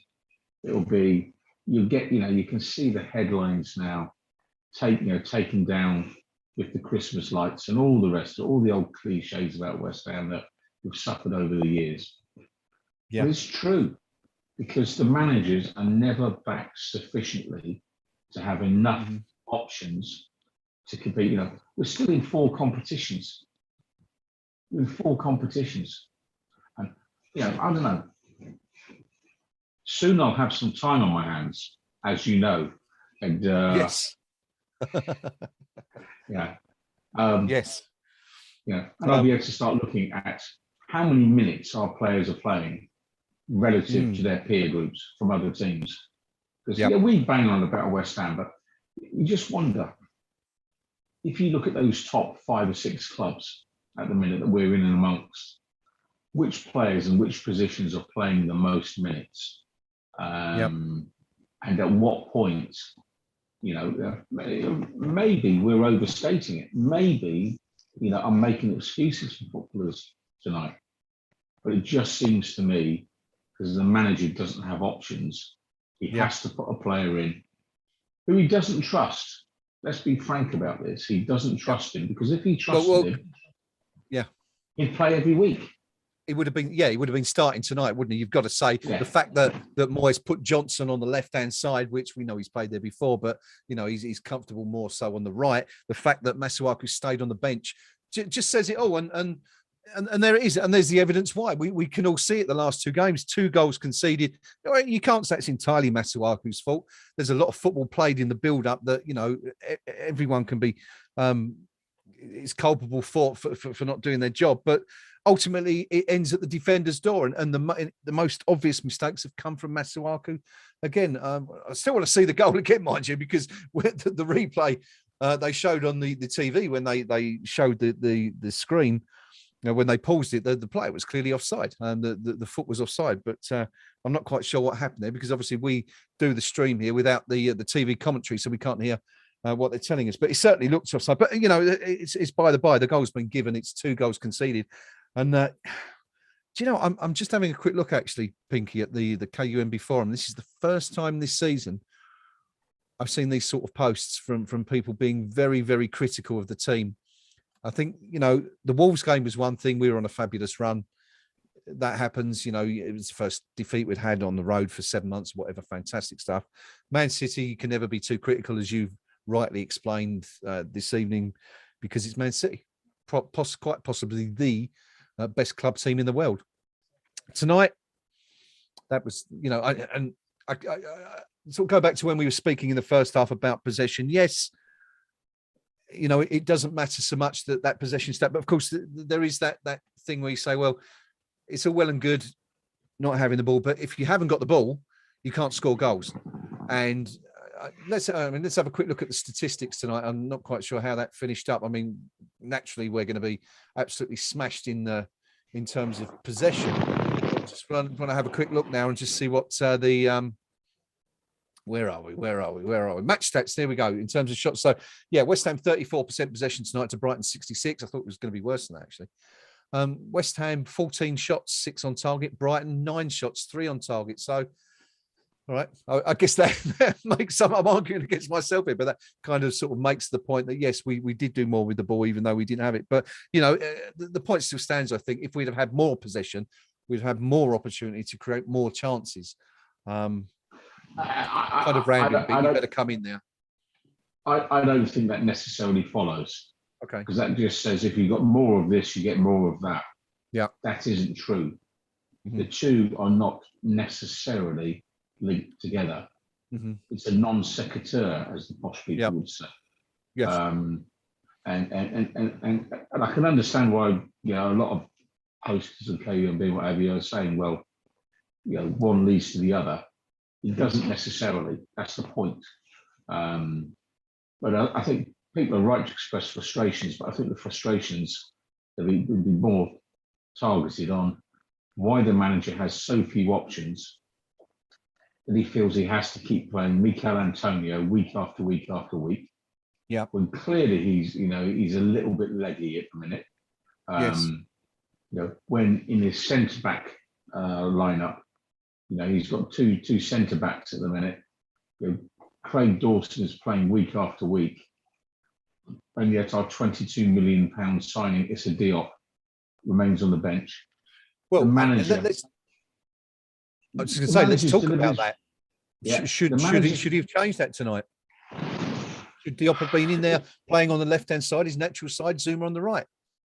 I mean, we did see that one thing where Zuma gave the ball away, playing the ball out straight away, and Brighton had a really good chance from it. But yeah. I just wonder, maybe that's not the right combination. And this is where it gets really, really hard. Yeah. Because undoubtedly, if David Moyes had a centre-back who he trusted more than Issa Diop, who, he'd be in there. Yeah. And what he's done is he's gone for his 2 best defenders that just about gel together, just about.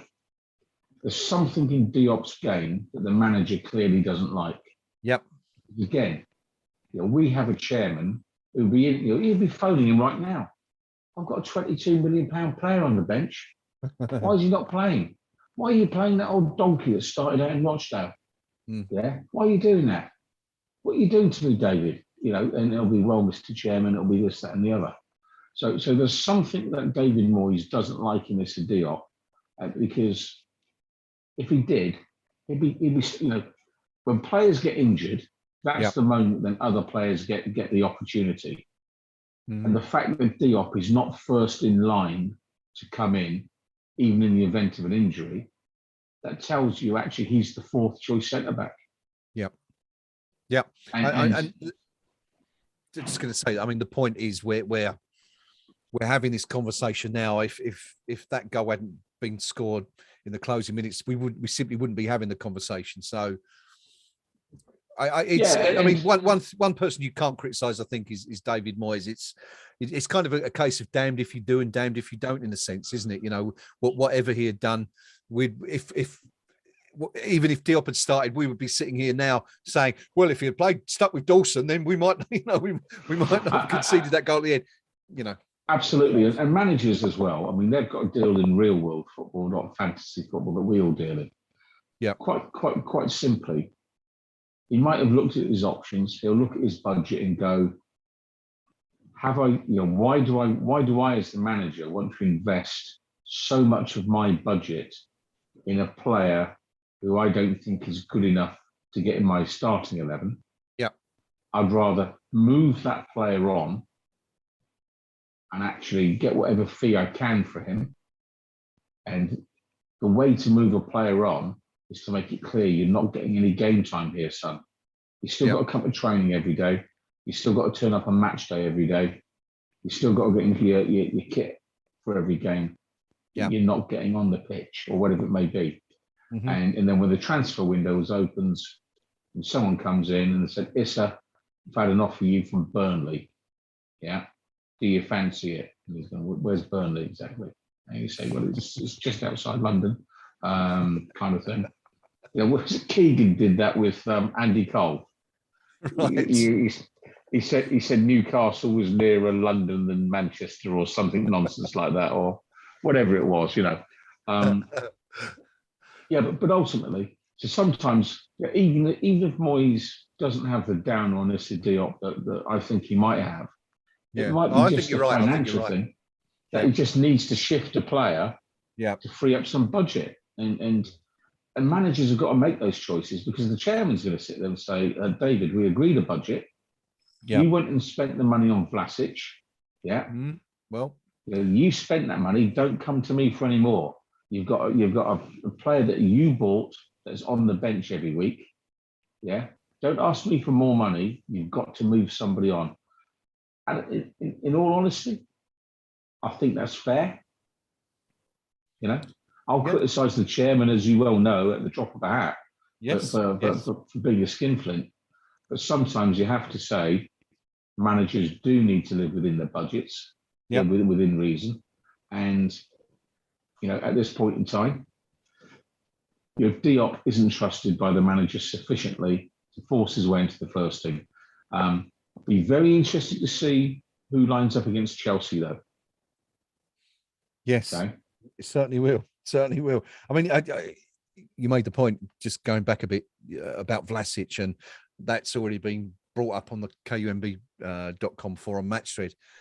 Moyes coming in for a little bit of criticism. I find this quite astonishing, really, given what he's done. But you know, this is football supporters for you, I guess, isn't it? You know, the need for instant gratification and constant gratification. It's been a bad night, but I think we've got to put it into perspective. You know, let's look at the season as a whole. West Ham have been absolutely fabulous, and let's not forget, of course, we're still fourth in the Premier League. We've not won in 3 games. We've taken 1 point from the last 9, and we are still fourth in the Premier League. That's because we've been absolutely fantastic. Should we just throw in a few comments from the forum just to have a look and see what our fellow supporters are saying? I mean, Geggsy's touched on the possession thing, saying that if anyone's got 70% possession in the game, they're going to get chances no matter how hard the opposition are to break down. And Dave L says, this run was always going to be insanely difficult with the relentless schedule of games, something we can perhaps talk about in a minute. I'm not happy, but if someone offered me this position at the start of the season, I'd have more than taken it. Reinforcements required in January though. WC Pete said that was brutal and fair. We didn't deserve 3 points. This is the wrong part of the season to lose form in. There are too many points at stake from the end of November to mid-January to have a form slide. What's also worrying is the gap in quality between Rice and the rest of the side. It's now glaringly obvious. He needs help. As enterprising, as hardworking as Bowen and Ben Rama are, they're still not top in Premier level. And I think they're both playing near their ceiling of improvement. I'm happy having them both in this side, but they're not going to keep Declan Rice here. West Ham at Lyle style, looking at those results against Brighton. Objection, Your Honour. Bowen absolutely is top half of the Premier. I thought he had a really good game tonight. I thought he played really well. There's not a manager in the top half of the league that wouldn't want him. Yeah. Whether or not they could afford him is a different matter. Yeah. Whether or not he would be a priority is a different matter. But he is a top player with an incredibly strong work ethic. And,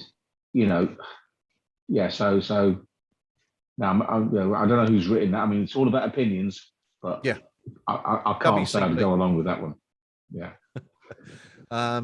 West Ham lifestyle touching on our results against Brighton. 9 games that is now since Brighton returned to the Premier League in which West Ham have failed to beat them.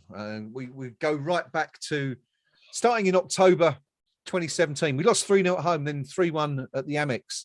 Following season, Brighton won 1-0. Then there was a 2-2 draw at our place. 2019-20, 1-1 at the Amex, 3-3. Who can forget that 3-3 at our ground when we were 3 up? Didn't Masuaku come on when we were 3-1 up that day as well? Was it Diop? I can't remember now. It might have been both of them anyway. You remember the game well. And last season, West Ham 2, Brighton 2, Brighton 1, West Ham 1, and here we are again, 1-1. 9 games, just cannot beat Brighton. They really do have the hex on West Ham. But a couple more comments from the KUMB.com forum. Sticky says that was rubbish to watch. I was exhausted earlier as well. We look toothless at the moment. We can talk about reinforcements in January, but right now that seems a long way away. A lot of our players looking as though they're resigned to being tired. The self-fulfilling prophecy. Time for Vlasic and Kroll to inject some energy. Moyes' loyalty has to end somewhere. Aside from a few really stick-fluid counter-attacks, we look pretty poop and a step or two at the pace. Interesting comment, Pinky, from Sticky, talking about Moyes and his loyalty. Maybe if there is a criticism to be had of David Moyes, is it that he is too loyal to certain players? We're talking about Mikel Antonio. We're talking about Craig Dawson, players like that. Is that valid? It's a valid question to ask. Yeah. Is it a true statement though? So it's a valid question, but it's more than a true statement if you get my drift. You know, because if we'd won tonight, no one asked that question. Well, exactly. This is what we said a few minutes ago, wasn't it? You know, but also, is it loyalty or is it a lack of option? Because in Antonio's case, as much as I'm desperate to see the young lad Perkins get a decent run out, in the hard world of professional football, the days of a Tony Cottee coming on and scoring on debut and all the rest of it, and going on to a glittering career, that's not going to happen in the modern game. You know, it's a different game to 30 years ago, is the point I'm making. Yeah. So the manager, no manager is going to take that risk because, quite apart from anything else, they don't want to pile the pressure on the youngster. They want to actually bring him in slowly, as we've done with Johnson, and actually as we did with Rice, and actually get them into the first team on a once in a while, then a bit more regular, and then they get a starting berth. So if David Moyes had a viable alternative to Mikel Antonio, I'm sure he'd have been giving him a game tonight. Yeah, because he will see what we can see. Yeah, there's no doubt about it. He will, won't he? There's no question about it at all. The interesting one is Kroll in the middle. Yes, because who exactly would he replace in the team? So that would be my question. So in your come, son, that there isn't a West Ham United supporter on earth that's ever been born or will be born that's going to suggest leaving Declan Rice out of a starting lineup, because you're never going to do it. So then you're down to, are you going to leave out the goal scorer tonight, Thomas Souček, and lose that threat? And and the ability to win the ball in the middle of the park in the way that he does. Yeah, So so you're not going to quietly and leave him out. efficiently. Yeah, yeah, Yeah, you're not going to leave him out. So then you're actually looking further upfield. Yeah, and you're going, am I going to leave out Benny for Krul? And you say, well, where's the creativity coming from? He's not going to replace him. Yeah, yeah. Lanzini's So, the yeah, obvious choice there, isn't he? You know, absolutely. So you then say, so Krul's not going to get a game because he hasn't got quite enough to replace the players who hold the shirt unless they're injured. That's when he's going to get his moment. And until Rice or Souček get injured, yeah, he's not starting. So again, you could say he's a viable option, but is he a viable option in a part of the field where we need it? And is he a viable option in the part of the field that causes us to lose? Yeah, and not lose, but drop the points tonight. Yeah. Ultimately, it's the lack of viable alternative to a left back that's cost us tonight. That's the long and the short of it. Yeah. And let's not forget, Arthur was signed when Aaron had his serious injury. Yeah. Yeah. He was the Who signed player him? we signed. Sorry? Was it Bilic signed him? I think it was Bilic, yeah. I think it was Bilic. And so he came in, when Aaron was cropped. So that was a direct thing. And because I think the conversation at the time, I think we paid 6 million or something like that for Arthur, and the conversation was, so the stopgap replacement, to the injury cover for Cresswell has cost more than Cresswell, kind of thing. Yes. And yet, for all the good he can do in the opposition's final third, it's a line I use a few times. He's a player that's dangerous in the final third. Yep. Sadly, at both ends of the field, as we found out again tonight. And which he's the left-sided Yarmolenko. Yes. In that regard, in the opposition's final third, they look brilliant. In our final third, they're liabilities. And that's why managers don't start these players, because they make the mistake. Yeah. So for my money, I can understand people's frustrations. And the first target is always the manager, because we've all got opinions, what have you. But I think that's wide of the mark. We've run out a bit of steam. We need some fresh legs. Yeah. And instead of criticising the manager, I would say, let's get behind the manager to say, Mr. Chairman, he's spent your money fairly wisely. Correction. He spent our money fairly wisely. We would trust him to go and do it again. So can you just give him the nod? I mean, he's on the telly now. He's got a face like Thunder, David Moyes. I mean, heavens above. It's double. It's double laps tomorrow, lads. It's Let's have a quick word, because I mean, talking about one of his compatriots, it was for the first hour. We were absolutely cracking up at the antics of Sanchez between the posts for Brighton. And howler couldn't get a hand on anything, and then you can arguably say he's saved that game for them. Two absolutely brilliant, three really good saves in the second half, but the two that stand out for me, the best one was saved from Declan Rice, where Rice cut inside and it was going in the left-hand side, and it was a brilliant save from the keeper, and then he did it again a couple of minutes later to the other side. But made three superb saves that come out of nowhere. I mean, we talk about a game of two halves. I mean, that was a player of two halves, wasn't it? What an incredible turnaround for him. And as I say, probably saved them a point. Such a difficult position. Such a difficult position, because, you make an error, the whole world sees it. Yeah. Arthur beats a man, only has to put a cross in and falls over himself. We all laugh, but 10 seconds later, the world's on it. Okay? Goalkeepers, it's shown over and over and over again. And, here we are, 2 years to the day, just about since, or a day past 2 years to the day. Yeah. David Martin's star performance at the Bridge.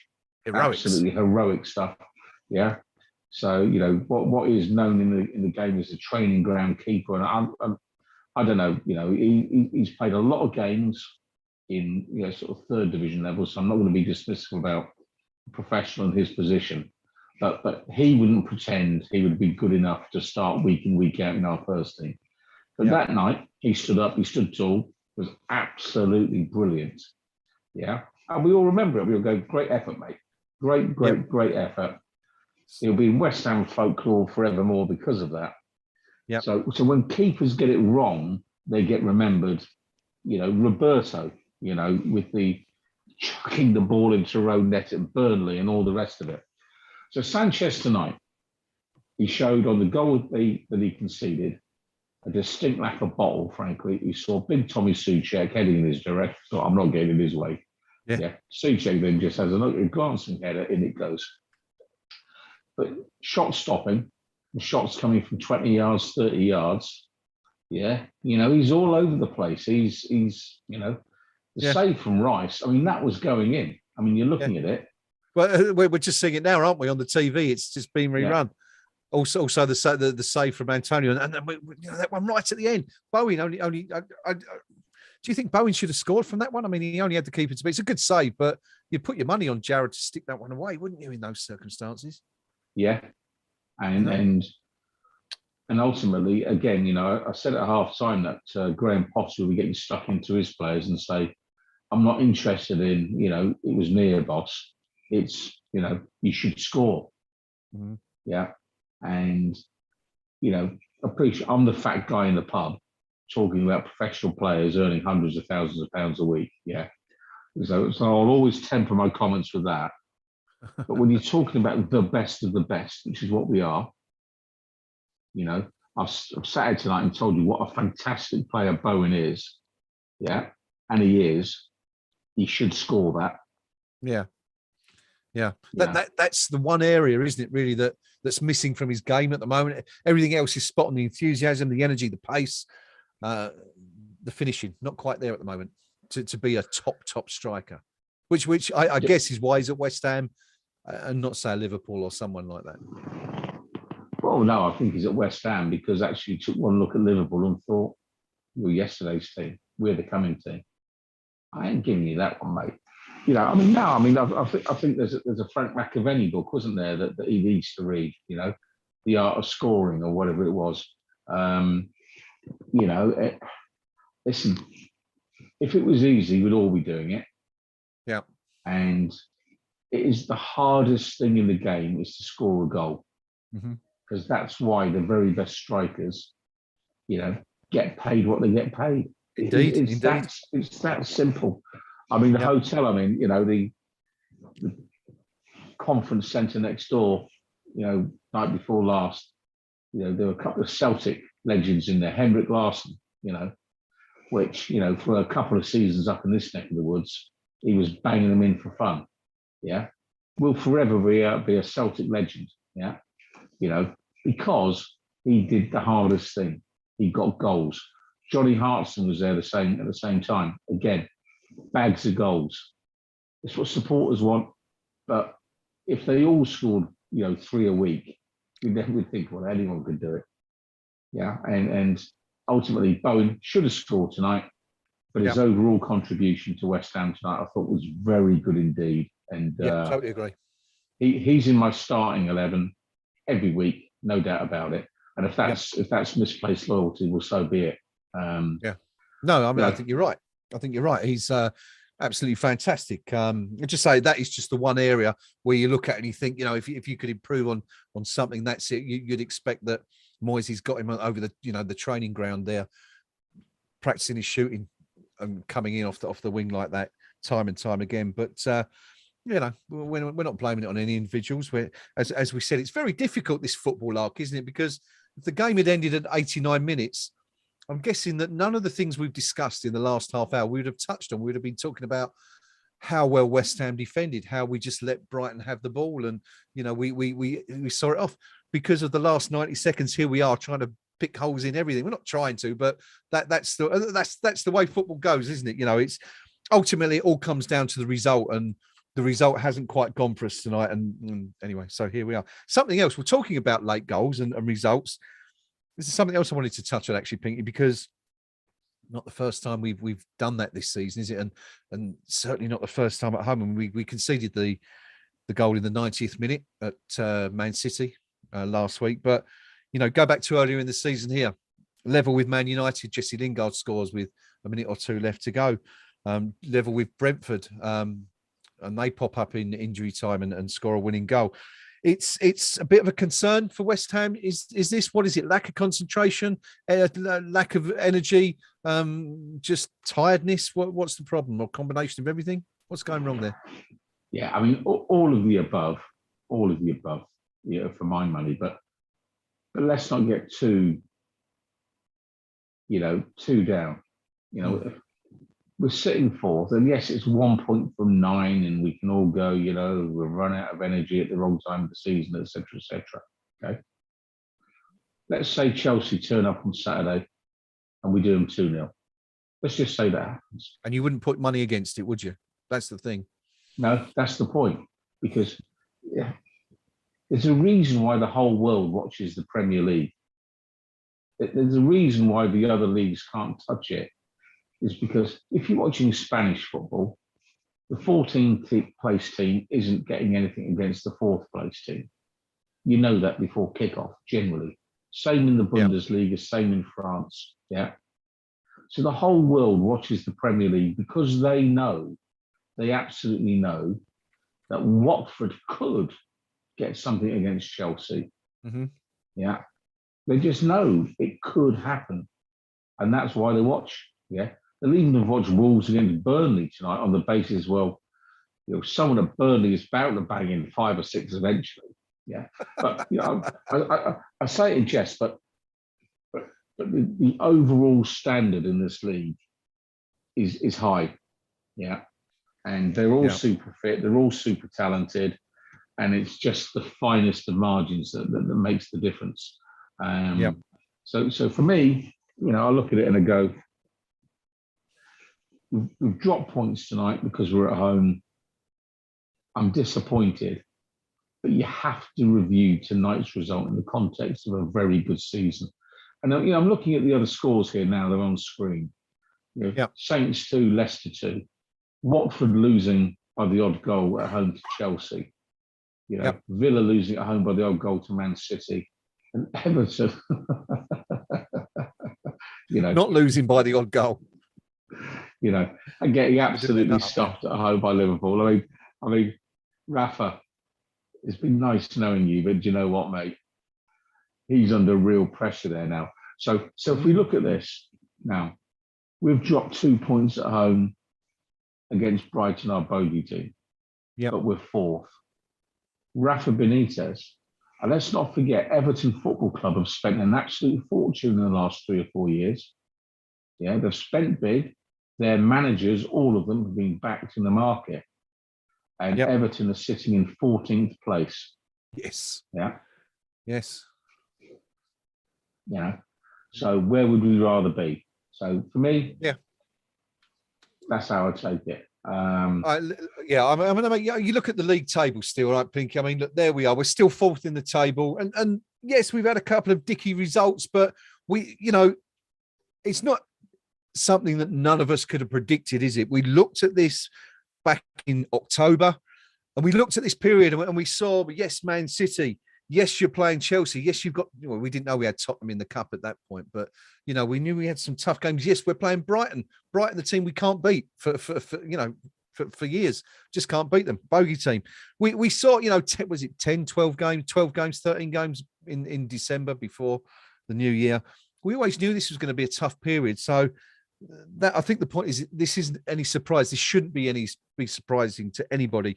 We've got one striker, and the problem is, yes, he's been magnificent for the first 3 months of the season, and he's looking really off the boil at the moment. Said Benrahma, magnificent for the first 3 months of the season. I'm very surprised if he's in the team on Saturday now, given that what we've seen tonight and in the last couple of games. But you made the point that we just don't have the options. But yes, I mean, you have to look at it as a whole. 14 games played, 24 points on the board. The only 3 teams that have done better: Chelsea, Man City, Liverpool, clubs with vast resources, and we're ahead of clubs like Leicester, Tottenham, Manchester United, Arsenal, clubs traditionally, we'd be trying to keep up with Everton, as you just pointed out. When you look at West Ham's peers in the Premier League, it's always Everton and Newcastle are the two that we're sort of put on a, on the same level as, and you can see how much better we're doing than them. So yeah, it's really frustrating tonight. I mean, we felt it, I think, as much as anyone. We're all West Ham fans at the end of the day, and it is really frustrating. But I think the point is, let's just take a chill pill, calm down, and look at the overall situation and see where we are. There are things that we could do better, perhaps. I mean, individual mistakes have cost us. Antonio, not at the races, conceding late goals, but we've done all right, haven't we, overall? And listen, I want to put a smile on your face. Wolves Burnley, you mentioned Wolves Burnley, that thriller at Molineux tonight. I'm going to give you the XG stats for the expected goals of both teams. Wolves was 0.74 and Burnley 0.25. So I've not seen the stats for that particular game, but I mean, it could be worse, couldn't it? Or at least we had a couple of goals and something to get excited about. I mean, there can't have been much cheer down in the Black Country this evening. Yeah, absolutely, and again, come on, we're fourth. We're fourth with 14 games played or whatever it is. Okay? Yeah. What do we want or expect? Seriously, and the disappointment tonight is we're playing against a less fashionable football club, with one that we all perceive has got fewer resources. Although I'm not convinced that's true when you consider the money that Tony Bloom has poured into Brighton and Hove Albion. So they've been well backed financially. We just perceive them to have less resources, and therefore people think, well, we should beat them and all the rest of it. You then roll in the bogey team stuff that gets into all our heads and blah, blah, blah. And that just amplifies the disappointment. But you have to view the season as a whole and say, we've topped our Europa League group. Okay. Yeah. And we've qualified for the next round. Mm-hmm. We've beaten two top teams to get through to beat, hopefully soon, another quite decent team in Tottenham Hotspur in that competition in the League Cup. Mm-hmm. Yeah. We're fourth in the Premier League. Yeah. With a positive goal difference. Yeah. Of about 8 or 9, something around that zone. Okay. Mm-hmm. And the only 3 teams above us, 2 of them are owned by, all 3 of them are owned by some incredibly wealthy investors who have spent, in fairness to Liverpool Football Club, in the last 3 years, they haven't invested all that much. So they are almost, I think, a net seller over the last 3 years. Yeah. Okay. So, but they have invested at times, in 70-odd million pound goalkeeper, for goodness sake. Yes. Yeah. So that would, if you're going to spend that sort of money on a goalkeeper, you're a wealthy football club. Yeah, absolutely. And we're fourth. And beneath us, Arsenal, the so-called self-styled Bank of England club. Tottenham Hotspur, owned by, multi-billionaire Joe Lewis, ultimately. Yeah. Manchester United, New York Stock Exchange.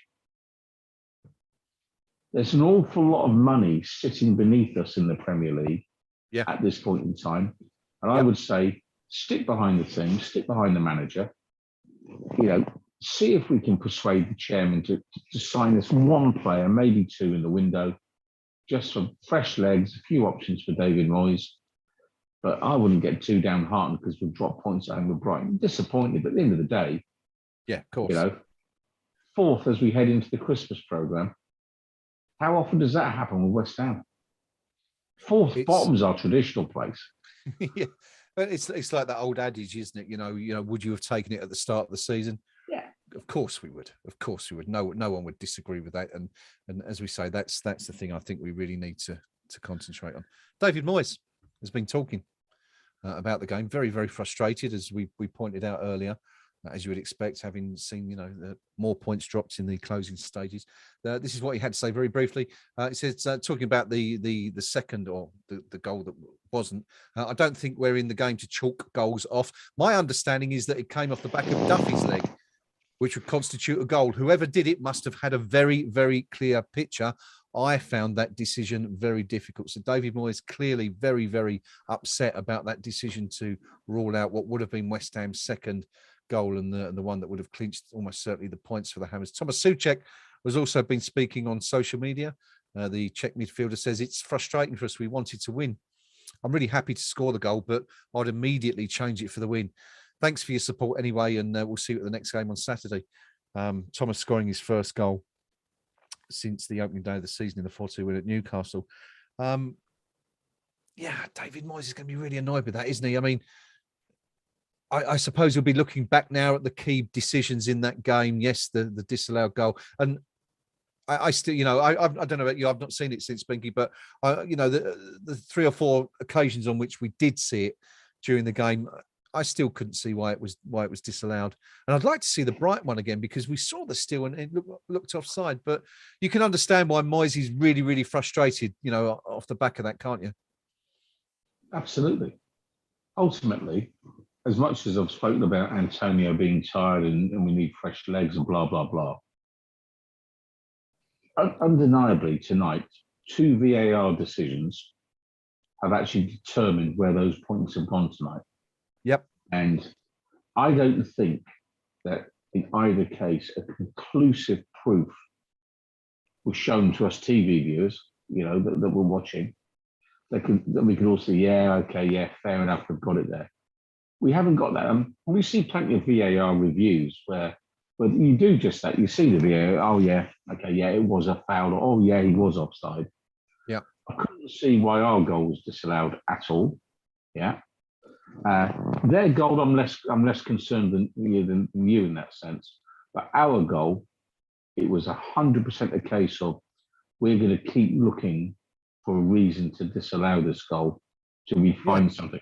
And I think sometimes, having spent a minute and a half looking at the foul, it's a case of, well, we better find something, because you know what, we need to justify our existence. We need to find something in there. Right. Yeah? And it's, they've just kept looking and looking and looking and looking. Now, it might be in the protocols, for all I know, and this is where we misknown. And is he out of that? Is he out of prison in New York yet? Is he? I don't know. I think he's been taken ice skating tonight. I think he probably got told off. All I'm saying is, that Maxwell trial is going on over there. All I'm saying, why is he in New York City at the same time? Yeah, uncanny, isn't it? But it is uncanny. It is uncanny. But yeah, I probably just said something highly illegal there. If anyone's lawyers are watching, that was just a. We'll cut that out. We'll cut that out. The final edit. Yeah, Moisey cheesed off. We're all a bit cheesed off, but in the immediate aftermath of the game, it's understandable. But I'm sure when we all wake up in the morning and look at the league table, we'll all be a little bit happier again. Yeah, I don't know if the protocols and VAR state that every goal is checked, and every goal is checked specifically for offside. Yeah. Maybe there is a protocol that says that is what you do, which is why they've done the foul, and then they say, okay, there's no foul, but the protocol states we've got to check for offside. Mm-hmm. If that's the case, then I stand corrected. Yeah. But if that is the case, that isn't what VAR was brought in for. It was clear and obvious. Yeah. Yeah.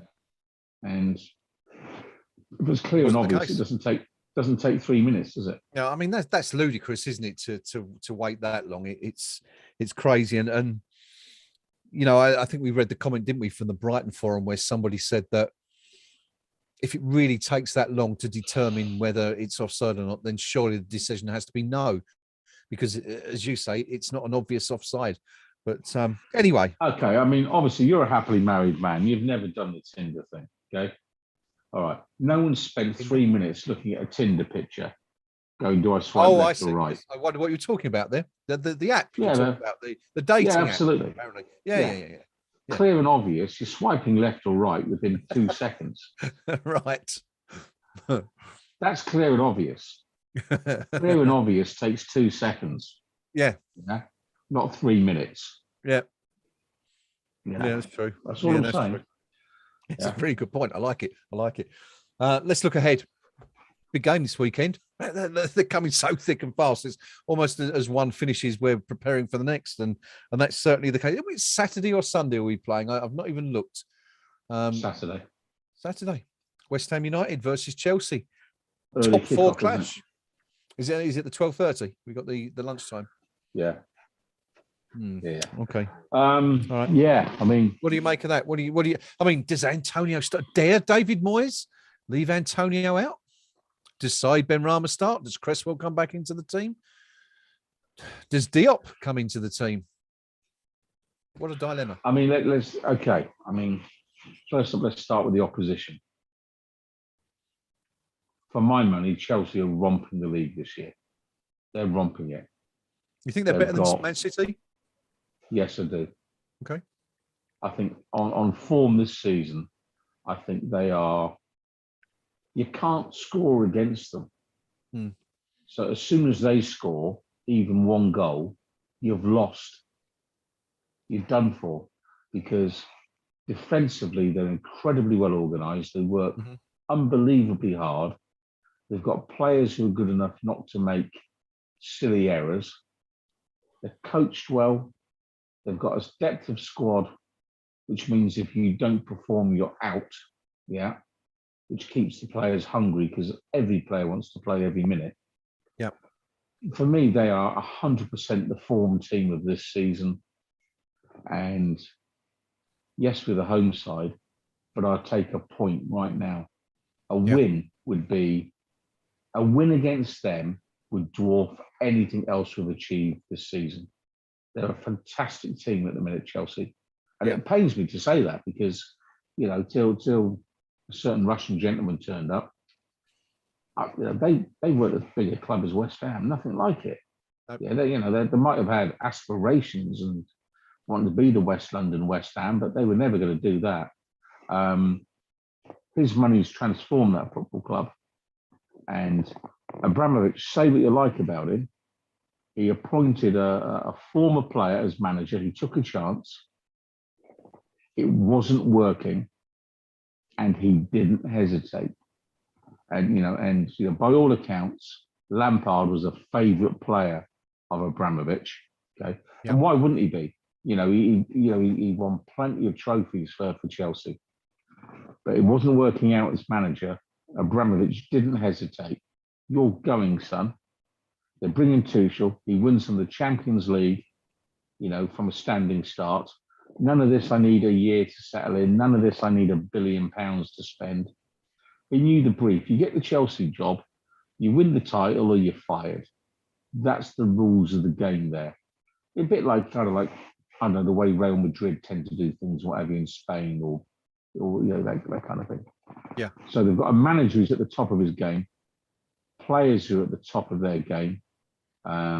They too have goals from all over the pitch. Being no doubt about that. So you look at it and say, undeniably the toughest game of the season. Toughest game of the season. I don't think there'll be a whole hatful of goals in it. I think it'll be one goal either way that wins it. Okay. So if I want a point, I'm hanging on for a 0-0. So you can keep your Wolves against Burnley's tonight. I'll settle for a goalless draw at home against Chelsea, purely because that would be a good result. And that's how you look at things. You say 1-1 with Brighton, not a good result. 0-0 with Chelsea would be a good result. Yeah. It would be so very West Ham, though, wouldn't it, to lose to Wolves and be held at home to Brighton, and then to beat Liverpool and beat Chelsea. It's something that we've done time and time again over the years, and we've had some decent results, haven't we? In recent years against Chelsea. I did a post this morning. It was the 9th anniversary of Sam Allardyce's West Ham beating Chelsea 3-1 at the Bowling, and we've had some good results. So who knows? You can never say. That's the beautiful thing about football. And don't think that won't be in Chelsea players' heads. none of this, lads, it's only West Ham. It's lads, it's West Ham. And you know what they can do. Yeah. And if the players don't think that, the traditional Chelsea supporters, the ones that were there before the Russian, they know, they absolutely know, they'll be coming across and they'll be going, if we're going to drop it, we'll drop it here, because you just know leading West Ham in it. That's the conversations. That'll be the conversations in the pubs over on, the King's Road tonight. It'll be West Ham, never easy, because they can always do something. And who knows? Against what I'm essentially dubbing the champions elect, it might inspire a few of our players to say, do you know what? We can play a bit as well, Maybe it's a time that, the young player comes through, makes a real name for himself, gets 10 minutes into the game, gets the goal. Yep. Why not? So if we knew the result beforehand, none of us would ever go. That's the whole point. And whilst I think, I've settled for a draw, it's not often you'd hear me say that. That is how much I think this is a good Chelsea team. I think they are fantastic at winning games of football. I'm not convinced I'd want to watch them every week, but they have got a winning mentality, and that is a real big thing with me. When you know how to win, it just becomes habit forming. So I think if we get anything, that's good. If we get a win, who's after Chelsea? Who have we got? Is it Arsenal? It's Burnley, isn't it?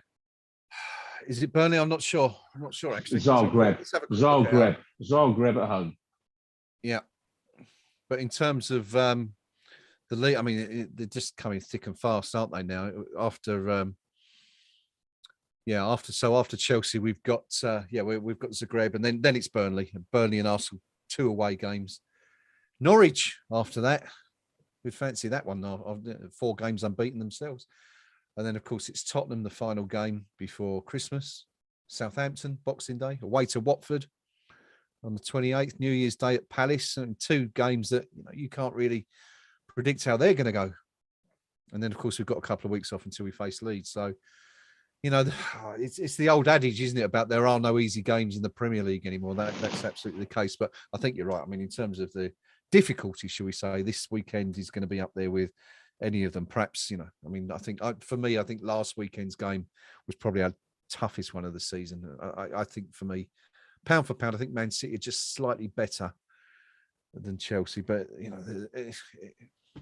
we're talking about minimal difference. They're absolutely top-class sides, 2 of the best club teams in the world. And to get anything against either of them will be a massive bonus. But, I guess the thing is, if we do lose this weekend, that's 1 point from 12. And, then you sort of, I don't know. Let's not get too despondent. The fact is, I'm looking at the league table now. We're still 5 points clear of Brighton, who we played tonight, are now 7th. 5 points clear of 7th, and we've only, taken 1 point in 3 games. So just goes to show how well we've been playing up to now. Anyway, one more thing before we call it a night, Pinky. Man of the match. We've not touched on that yet. Who stood out for you from a West Ham perspective? Tough one, isn't it? Tough one. We've already named him my choice anyway. We spoke about him earlier. I'd probably. No, I mean, I'd probably go with a Bowen, somebody like that, because I don't think anyone was outstanding tonight. No, but I think again, for a player that puts a shift in every time he puts on a West Ham United shirt, never stops trying, keeps going, has got a fantastic attitude. Bowen for me tonight had a decent game. We weren't quite at it. We weren't quite good enough tonight. But the key for me, 2-0, we've won the game. We've dropped the points because of a dodgy VAR. It's that simple. And if I was David Moyes tonight, I'd be shaking my head, because unfortunately for the players, however much he says, don't look at the league table, don't read the papers, and for God's sake, don't watch your eyes up Mother Brown. And particularly you, Yarmo, because I tell you what, you'd go into retirement straight away. However much he says all of that, players do read the papers. Yeah, they do look on social media. Indeed. And Yarmo, I know, is a big fan of the show. Yeah, Okay, so, we know. So they do all that, and he's got to get it out of their heads that actually it's 1 point from 9. Don't be thinking it's 1 from 12. Get thinking it's 4 from 12. Yeah. And get thinking it's going to be 7 from 15. And get thinking it's going to be 10 from 18. Yeah. Because his job is to get them back on the positive track. It's the sort of thing that, you know, if time prevailed, allowed, you'd have a quick mini break somewhere in the sun. All the players would jump on a plane for 2 days and come back, bit of sun on their backs, rejuvenate. The price you pay for being in the Europa League, you miss that kind of opportunity. When there's a gap in the calendar, you say, right, we've got 5 days, let's go do something. You can't do it. And that's what makes it such a tough extra competition to be in. But the manager, he's got just a couple of days now to get it out of the players' heads that we're in a dip. It has to be, we're not in a dip, we're fourth. We're fourth. Let's cement our place to the top 4 on Saturday. And we can do that if we beat Chelsea. Because if we beat Chelsea on Saturday, we will remain in the top 4. It's that simple. Yeah. And that's the mindset he needs to get into the players' heads. Yeah, absolutely right. Great way to end the show.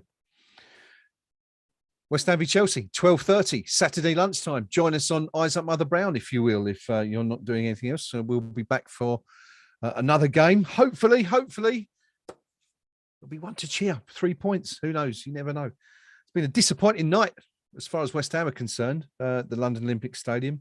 1-0 up after just 5 minutes. Brighton 2 players off, injured. We thought we'd scored a second at the start of the second half. Oh, it wasn't to be. Disallowed by VAR. And then VAR didn't do us any favours in the final minute when Mope stepped up to score a bit of a weldy and rescue a point for our nemesis, Brighton Hove Albion. 9 games now without a win against Brighton since they returned to the Premier League. My thanks going out to my main man tonight, the Pink Palermo. To everyone who's joined us on the live stream, thank you for your company. As always, we love reading your comments, your contributions. And join us now after on the KUMB.com forum. Come on and have a chat about the match on the match thread and also anything else to do with the club. I'm sure there'll be a match thread up for Chelsea very soon if it hasn't already been done. But yeah, that's about it from us tonight. 1 point from 9 for West Ham, but still 4th in the Premier League. We're still doing pretty well, aren't we?